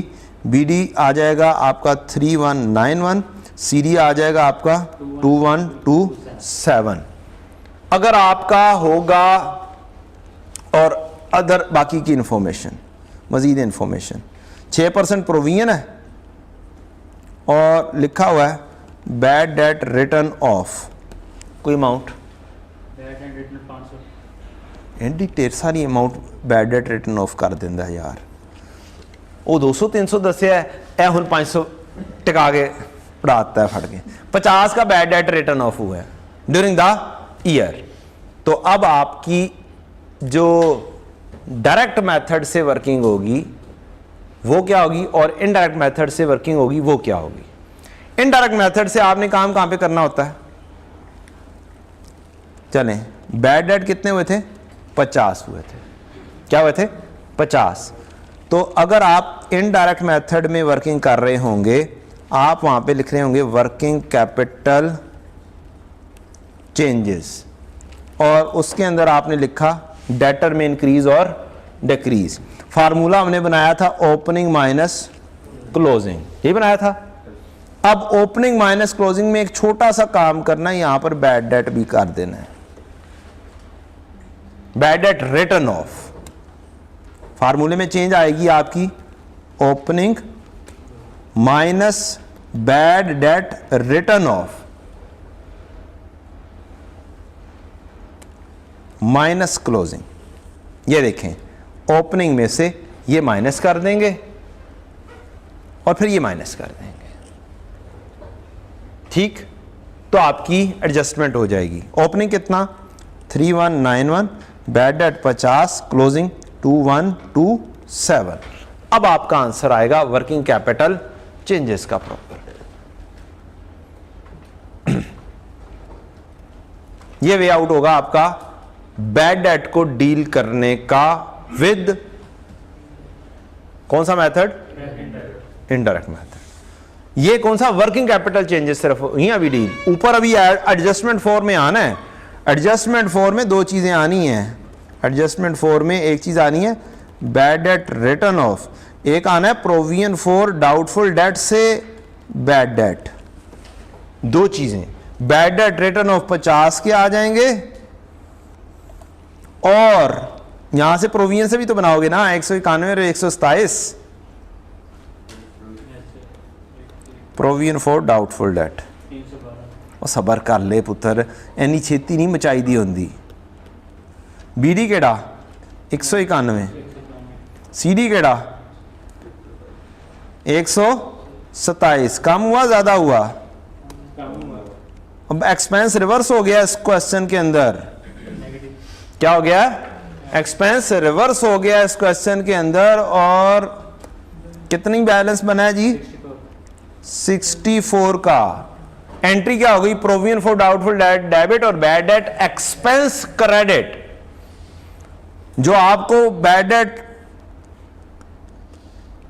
नजर आ रहा होगा वो आ रहा होगा 50 इधर बैड डेट डेबिट और डेटर क्रेडिट, और 64 इधर bad debt expense debit provision for doubtful debt credit 64। और आपको स्टेटमेंट ऑफ कॉम्प्रिहेंसिव इनकम में शायद 14 अदर इनकम में नजर आ रहा हो।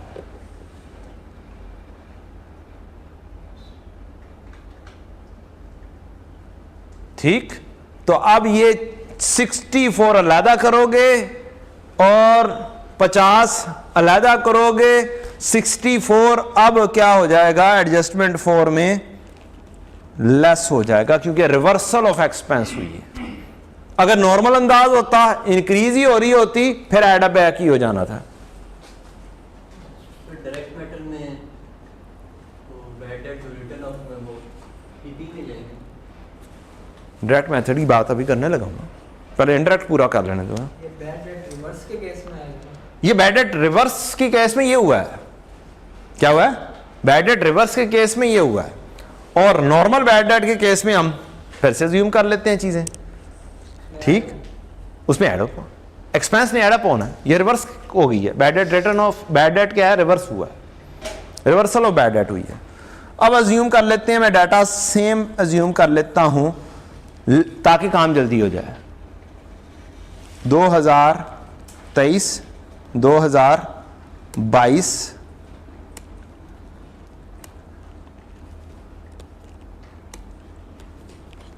इस केस में जो डेटर हमें स्टेटमेंट ऑफ फाइनेंशियल पोजीशन में दिए हुए हैं वो दे दिए हुए हैं सेम तो नहीं उठा रहे, नहीं सही उठा रहे हैं। 3000 और 2000, और प्रोविजन फॉर डाउटफुल डेट कहा है उसने कितना है 6%। बैड डेट रिटर्न ऑफ उसने बताए हैं 50 के हैं। ठीक, अब इंक्रीज की कहानी आ गई। अब वर्किंग वही बन जाएगी डेटर की। आपके 2023 आ जाएगा, 2022 आ जाएगा। Debtor less provision for doubtful debt और नेट डेटर्स, ये 3000, ये 2000, ये 3191 बना था, ये 2127 बना था। 127, 191। अब क्या होगा? अब इसका मतलब आपकी कहानी ये होगी कि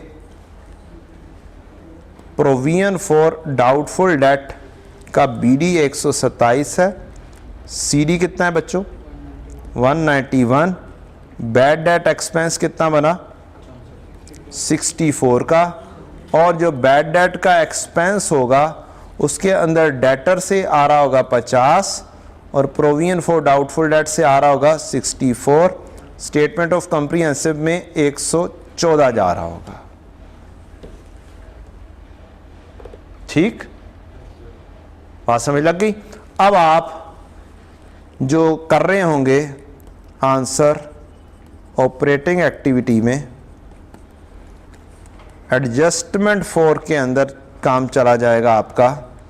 एक ऐड हो जाएगा आपका बैड डेट रिटर्न ऑफ 50 का, एक बैड डेट आ जाएगा आपका प्रोविजन फॉर डाउटफुल डेट का 64, और working capital changes opening minus bad debt minus closing. Debtor के केस में ओपनिंग कितना था 2127 minus bad debt 50 minus closing 3191। आपका एक बैलेंस ये आ जाएगा।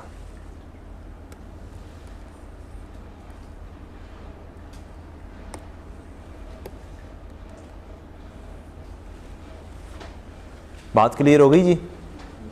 रिवर्सल भी डील हो गई और रिवर्सल के बगैर इंक्रीज भी डील हो गई। इंक्रीज इन प्रोविजन भी डील हो गई, डिक्रीज इन प्रोविजन भी डील हो गई।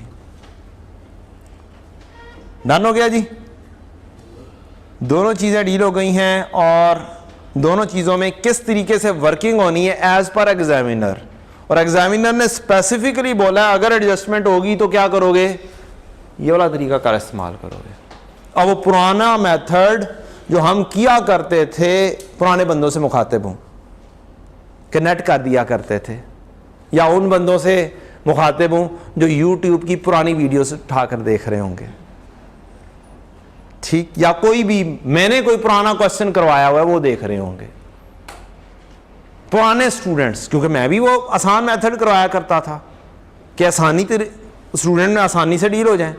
लेकिन जब एग्जामिनर ने स्पेसिफिकली बोल दिया है कि जनाब जब भी इंफॉर्मेशन होगी तो क्या करना है, ये ग्रॉस अप करके मेथड करना है, मैंने अपनी बुक के सारे क्वेश्चन चेंज किए हैं, बैठ के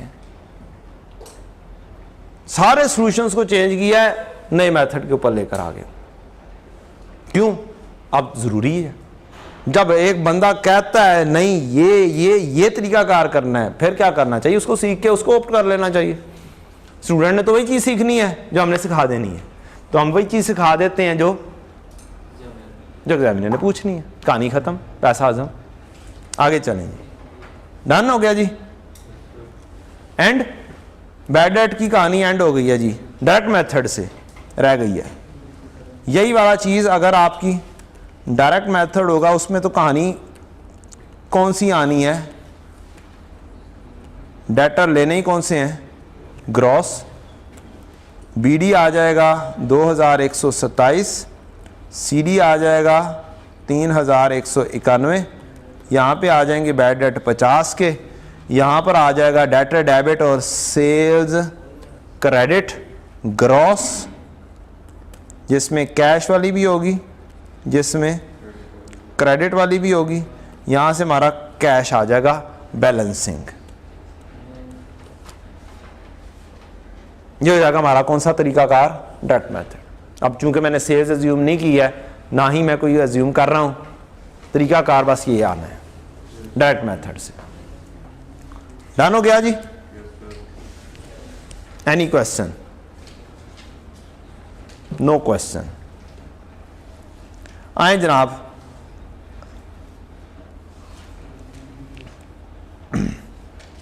क्वेश्चन और करवाऊं या बस छोड़े? मारो गोली, मारो गोली। आगे चलते हैं, आगे चलते हैं। 2-3 चीज़ें डील करना बता दूं। यहाँ पर आपके पास जो नोट्स दूंगा वहाँ पे लेजर्स सारे बने हुए हैं। क्या बने हुए हैं? बुक के अंदर मौजूद हैं। बुक के अंदर ये सारे लेजर्स मौजूद हैं। बेशक फ़ोटोकॉपी करवा लीजिएगा जाते हुए, जो स्टूडेंट्स हैं। लाइब्रेरी में बुक पड़ी है, मेरी बुक लेके कॉपी करवा लें अगर हार्ड फॉर्म में चाहिए तो। इसमें मैंने क्या कर दिया हुआ है, यहाँ पर एंट्री नंबर लिख दिया हुआ है। लेजर है रिटेन अर्निंग का एंट्री। कौन सी? कैश डिविडेंड की एंट्री याद है क्या होती है? क्या होती है?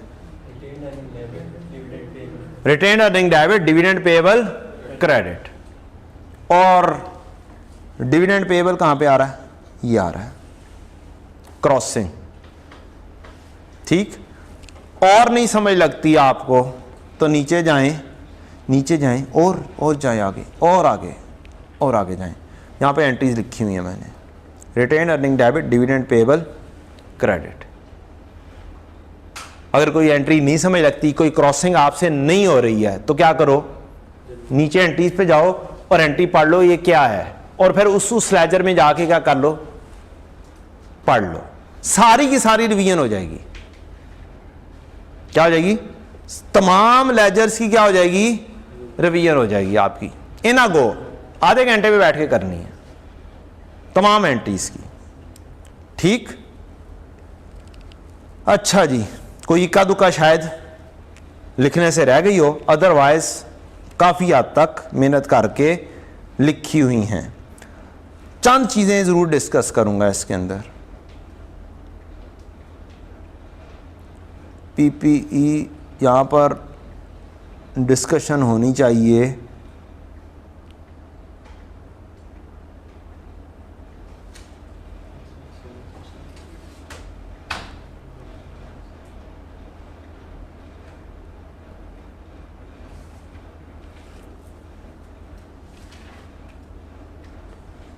वो किधर गई है? Yes, government grant. I want to discuss government grant. Government grant के लेजर में क्या क्या कुछ आ जाता है बच्चों। एक बीडी आएगी, करंट प्लस नॉन करंट दोनों इकट्ठी लेनी है, डेफर्ड लायबिलिटी में होती हैं। एंट्री आती है cash debit, deferred liability credit. Grant related to asset हो, ग्रांट रिलेटेड टू एक्सपेंसेस या इनकम हो, दोनों सूरतों में अगर ओवर द पीरियड के एक्सपेंसेस हैं तो एंट्री क्या होती है? Cash debit, deferred liability credit. Grant related to asset हो तो भी एंट्री होती है cash debit, deferred liability credit. Netting off वाला मेथड नहीं, यहां पे चांसेस है नेटिंग ऑफ वाला मेथड नहीं यूज करेगा कैश फ्लो में। कौन सा यूज करेगा? डेफर्ड लायबिलिटी, अदर इनकम के तौर पर लिखने वाला। दूसरी एंट्री होती है डेफर्ड लायबिलिटी डेबिट और इनकम नॉन कैश आइटम। और यही डेफर्ड लायबिलिटी कहां पर आ रही होगी? अदर इनकम में चली जाएगी ना। कहां पे फॉल कर जाएगी? अदर इनकम में। और अदर इनकम में क्या चीज पड़ी होगी? Non cash item. तो फिर इसको डीलिंग कैसे करेंगे? अदर इनकम में पड़ी होगी, चाहे ग्रांट रिलेटेड टू क्या हो? एसेट, चाहे ग्रांट रिलेटेड टू एक्सपेंसेस। कहां पे पड़ी होगी? अदर इनकम में पड़ी होगी। तो आपकी एक एंट्री आ गई grant income taken to income net off with expense भी हो सकती है, एक्सपेंसेस में भी नेट ऑफ हुई हो सकती है। एक्सपेंसेस में से लेस हुई हो, ग्रांट रिलेटेड टू क्या हो, इनकम हो, ओवर द पीरियड हो, और साथ कहे कि जनाब हमारा मेथड कौन सा है, एक्सपेंसेस के साथ नेट ऑफ करने वाला, तो फिर एक्सपेंसेस को कम कर चुकी होगी। स्टिल आप क्या करेंगे, एडजस्टमेंट फॉर्म में इनकम के तरह से ट्रीट करेंगे और क्या करेंगे, एड अप कर देंगे, रिवर्स कर देंगे, इनकम को लेस कर देंगे। Being this entry 24 number entry कौन सी है, डेफर्ड लायबिलिटी डेबिट और ग्रांट इनकम क्रेडिट, या डेफर्ड लायबिलिटी डेबिट और एक्सपेंस क्रेडिट। डन हो गया जी, रिवर्स हो जाएगी, मुश्किल तो नहीं है, एंट्री रिवर्स हो जाएगी एक चीज। अगली चीज क्या है,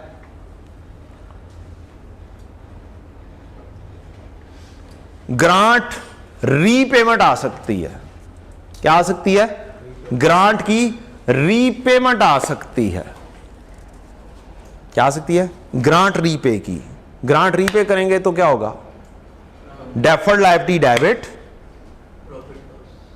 प्रॉफिट एंड लॉस क्रेडिट और कैश क्रेडिट।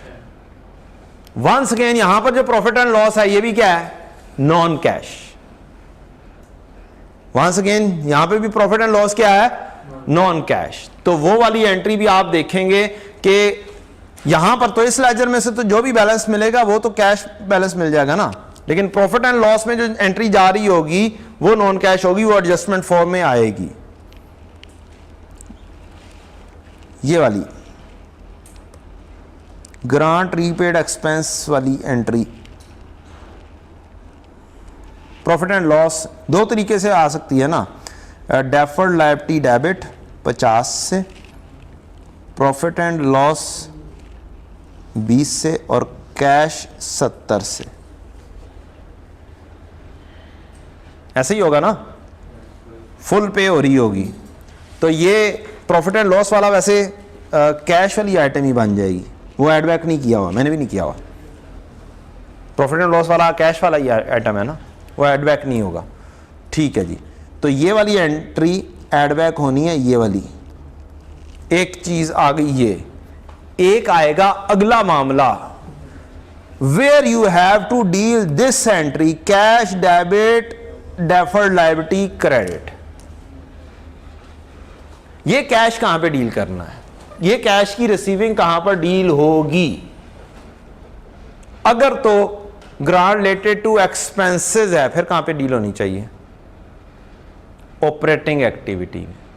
कहां पे होनी चाहिए, ऑपरेटिंग एक्टिविटी। और अगर ग्रांट रिलेटेड टू एसेट है, फिर कहां पे होनी चाहिए, इन्वेस्टिंग एक्टिविटी में। नहीं पल्ले बड़ी बात, अभी नहीं आई, कल तक आ जाएगी समझ इंशाल्लाह। क्योंकि कल आपने पूरा टॉपिक कल पूरा टॉपिक करवाना है तो वो रिवाइज हो जाएगा और फिर समझ लग जाएगी। अच्छा ठीक है, व्यवस्था रखेंगे सभी के बाद। ठीक है ठीक है। ग्रांट रिलेटेड टू अगर एक्सपेंस होगा तो फिर ऑपरेटिंग एक्टिविटी के हिसाब से हुआ ना डील, तो फिर कहां पे आनी चाहिए, ऑपरेटिंग एक्टिविटी में। और अगर ग्रांट रिलेटेड टू एसेट होगा तो फिर नॉन करंट एसेट से रिलेट कर रहा हुआ, फिर कहां पे जानी चाहिए, इन्वेस्टिंग एक्टिविटी में। कौन से वाली एंट्री, ये कैश की receiving, cash debit deferred liability credit वाली एंट्री। मैंने लिख दिया हुआ है जनाब, ग्रांट रिसीट फॉर इनकम या फॉर एक्सपेंसेस होगा तो इसको कहां पर डील करेंगे आप, ऑपरेटिंग एक्टिविटी के अंदर। कैश रिसीट फॉर ग्रांट और ग्रांट रीपेड भी यहां पर ही डील हो जाएगा। कहां पर डील कर देंगे, वहां पर डील कर देंगे जहां पर जनरेटेड फ्रॉम ऑपरेशन के बाद आप लिखते हैं इंटरेस्ट पेड, इस जगह पर ग्रांट रिसीव्ड की एंट्री कर दीजिएगा। क्या कर दीजिएगा, इस जगह पे ग्रांट रिसीव्ड की एंट्री पास कर दीजिएगा कि ग्रांट रिसीव आई है कैश जनरेटेड फ्रॉम ऑपरेशंस के बाद, इस जगह पर। ग्रांट रिसीव्ड, अगर क्या होगी, ग्रांट रिलेटेड टू एक्सपेंस होगी, और अगर होगी ग्रांट रिलेटेड टू एसेट तो फिर तो मसला ही कोई नहीं है। फिर दोनों चीजें यहां पर आएंगी, ग्रांट की रीपेमेंट वाली साइड, क्रेडिट साइड जो आपने पे की, फिर वही चीज यहां पर आ जाएगी। ये 70 रुपए जो थे repaid of grant, grant related to क्या आ जाएगा, अब एसेट आएगा, और यहां पर भी ये 70 रुपए यहां पर आएगा अगर ग्रांट रिलेटेड टू एक्सपेंस होगा तो। अगर ग्रांट रिसीव हुई है तो यहां पर कोई अमाउंट अज्यूम कर देता हूं मैं 500, तो ये 500 यहां पर आ जाएगा, ये 500 यहां पर आ जाएगा अगर ये ग्रांट रिलेटेड टू एसेट है, और 70 आ जाएगी यहां पर अगर आपने रीपेमेंट किया ग्रांट रिलेटेड टू एसेट है तो। वहाँ पे कैश रिसीव फ्रॉम ग्रांट के नाम से लिख, बात जो मर्जी लिख दो, टेंशन उसमें नरेशन में कोई टेंशन नहीं है, नरेशन आगे पीछे कर सकते हो। Cash receive for grant, grant related to asset, grant related to income, जो मर्जी लिख दो। Narration is not a big issue, the big issue where to treat it. ठीक है, नरेशन आगे पीछे हो सकती हैं, कोई ऐसा कोई हार्ड एंड फास्ट कोई बताई हुई है कोई चीज उसने? क्या आप ये लिख सकते हो पीपीई परचेस्ड और फिर पेमेंट लिख दो? क्या ये भी लिख सकते हो payment for PPE purchased? Choice is yours, जैसे मर्जी कर दो। Proceed from sale of PPE, proceed on disposal of PPE, choice is yours. तो narration is not the big issue where to treat it. हाँ जी बच्चों, समझ लग गई है? सर ग्रांट रिसीव और पेड, हाँ दोनों इंटरेस्ट पेड के बाद है नीचे? यस, पेड तो पहले लिख लियो, बाद में लिख दियो कैश जनरेटेड फ्रॉम ऑपरेशन के बाद लिखनी है। ग्रांट रिसीव भी और पेड, यस, ग्रांट रिसीव भी ग्रांट पेड भी, रिसीव ऐड होगी और पेड लेस होंगी। ए यहां पर कैश जनरेटेड फ्रॉम ऑपरेशन, जरा अच्छा सा करके लिख देता हूं, खूबसूरत सा करके लिख देता हूं, कैश जनरेटेड फ्रॉम ऑपरेशन के बाद आप लिखते होते हैं इंटरेस्ट पेड, उसके बाद आप लिख देंगे ग्रांट रिसीव्ड या फिर ग्रांट रीपेड। रीपेड लेस हो जाएगी जो कि आ रही है 70 की, और रिसीव हो रही है 500 की, जो मैंने अज्यूम की है वैल्यूज 500, और यहां पर 70, यहां पे तो 50 आ जाएगा, ओवरऑल 70 आ रहा होगा डेफर्ड इनकम जी। Deferred income non cash item adjustment form में, वो तो आनी यहां पे है, एडजस्टमेंट फॉर्म में। ठीक है जी, एडजस्टमेंट फॉर्म में एक्सपेंसेस भी ऐड बैक कर रहा हूं मैं, क्या कर रहा हूं जी, ये 20 वाला एक्सपेंस भी ऐड बैक कर रहा हूं, ये 20 वाला, और कोई इनकम यहां पर कह देते हैं 30 की, ये भी कर रहा हूं। ये वाला एक्सपेंस, ये 30 की इनकम, ठीक है जी। Deferred grant debit, grant income credit, grant income लिखी गई, नॉन कैश है, क्या कर दो इसे यहां पे डील कर दो।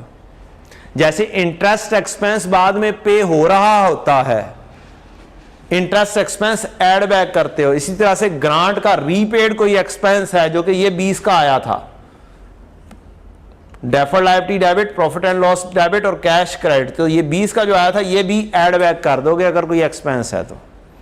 और फिर इसकी एंट्री जो पेमेंट किया है टोटल 70 पे किया है, ये 70 यहां पर आ जाएगा। और अगर ये कोई 500 कोई नई ग्रांट आई है ये यहां पर आ जाएगी, ग्रांट रिलेटेड टू एक्सपेंसेस है। तो अगर ग्रांट रिलेटेड टू एसेट है तो ये वाली चीज तो यहीं पर आएगी इनकम, ये वाली चीज यहीं पर ही आएगी एडजस्टमेंट फॉर्म में। लेकिन ये जो दो पेमेंट्स हैं ये कहां पर जाके हिट कर रही होंगी, इन्वेस्टिंग एक्टिविटी में हिट कर रही होंगी, 500 और 70 की। डन हो गया जी। जी अगर वो क्वेश्चन में हमें सिर्फ ग्रांट बताता है, तो बताता है हम उसे डेफर्ड इनकम ट्रीट कर रहे हैं, और वो बताता है कि कितने साल तक आपने उसको डेफर्ड इनकम ट्रीट किया, वो हमें हमने कितनी इनकम में एडजस्ट कर लिया, वो अमाउंट नहीं था। तो हम लोग पहले वो अमाउंट निकालेंगे, उसको निकाल के एडजस्टमेंट फॉर्म में लिखेंगे। ये काम करना पड़ेगा जो इस साल में, सिर्फ इस साल की। यस वर्किंग फिर बतानी पड़ेगी। इस साल की देखोगे कितनी बनती है, नॉर्मली इक्वली बन रही होती है। नॉर्मली क्या होती है, 500 आई है 5 साल के एक्सपेंसेस के लिए तो 100 आ जाएगी, तो 100 फिर क्या हो जाएगा, इनकम में आ जाएगा। ठीक है जी, सिर्फ इस साल की करेंगे, सिर्फ इस साल की प्रॉफिट कैश फ्लो इस साल की बना रहे हो ना, सिर्फ इस साल की करोगे। वो वर्किंग पूरी बनानी पड़ सकती है अगर कोई रीपेमेंट हो, मींस पूरे का पूरा IAS 20 का सवाल किसके अंदर पुट इन किया हो, कैश फ्लो में पुट, दैट इज पॉसिबल। कभी उसका दिमाग फिरा तो वो ये काम कर देगा, यार कैश फ्लो भी उठाते हैं साथ कोई IAS 36 उठा के फिट इन करते हैं, इसके अंदर IAS 20 फिट इन करते हैं, मजा आएगा, कोई थ्रिल बनेगी। हाँ? लेकिन अगर मैं बनाऊंगा तो मैं ऐसी कोई चवली मारूंगा। पास भी होना है। ठीक है, कोई 2-1 सवाल मैंने बनाए हुए हैं, बुक के अंदर मौजूद है इस किस्म के उल्टे सीधे से।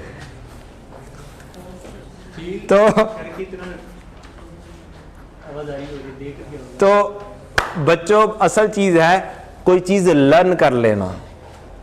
कल अगर ये परसों या 10-15 दिन बाद अगर ये सवाल आ जाता है और कोई डीलिंग आ जाती है तो इंशाल्लाह क्या कहेंगे, यस शुक्र है रवियां ले लेती सी। ठीक है, मैंने भी रूटीन में नहीं करवाई हुई, it's a tough thing, it's a tough thing. और पढ़ाते पढ़ाते पास पेपर करवाते करवाते ये वाली चीज दरमियान में रह जाती है। दिस इज द रीजन कि मैं अब आज भी बता रहा हूं, अपने स्टूडेंट को भी साथ ही बता रहा हूं। उस वक्त नहीं डिस्कस हो पाई थी, ऐसे ही है ना, नहीं हुई थी ना, हाँ नहीं डिस्कस हुई थी। अपने स्टूडेंट्स को भी आज ही करवा रहा हूं। ये नई चीज सीखी हुई पेपर में आ गई तो कहोगे हाँ बस ठीक हो गया, जबरदस्त। थोड़ा सा हल्का सा चंक करवाया था वो एक क्वेश्चन के अंदर, इन्वेस्टमेंट प्रॉपर्टी डील करवाई थी और गवर्नमेंट ग्रांट की भी हल्की सी शायद थी ट्रीटमेंट। वो कौन सा क्वेश्चन था, बुक में भी मौजूद है, नहीं बुक में नहीं मौजूद है, बुक में से निकाल दिया हुआ मैंने, इस दफ़ा ऐड नहीं किया, पुरानी बुक में ऐड किया था। चलें जी, समहाउ एंट्रीज लिखी हुई हैं ये आपकी, मैंने जाके इसको बुक से जाके बच्चों हाईलाइट कर लीजिएगा। इनकी डिस्कशन किया मैंने। That's all the game with respect to cash flow. और अगर मैं सवाल करवाने बैठूंगा तो फिर और बहुत टाइम लग जाएगा और फिर हम उड़ जाएंगे। ठीक है जी, लेजर्स को देख लीजिएगा, कोई साइंस नहीं है, बहुत लंबी चौड़ी साइंस नहीं है कैश फ्लो के अंदर जिसको मज़ीद मैं डील करने की बात करूं। कैश फ्लो क्या करते हैं जी, एंड करते हैं ताकि हम मेजर टाइम किसके ऊपर लगा सकें, एक और मेजर टॉपिक पे लगा सकें जिसके ऊपर क्या है दिमाग उबल रहा है। लें जी, ऑफ करें जी।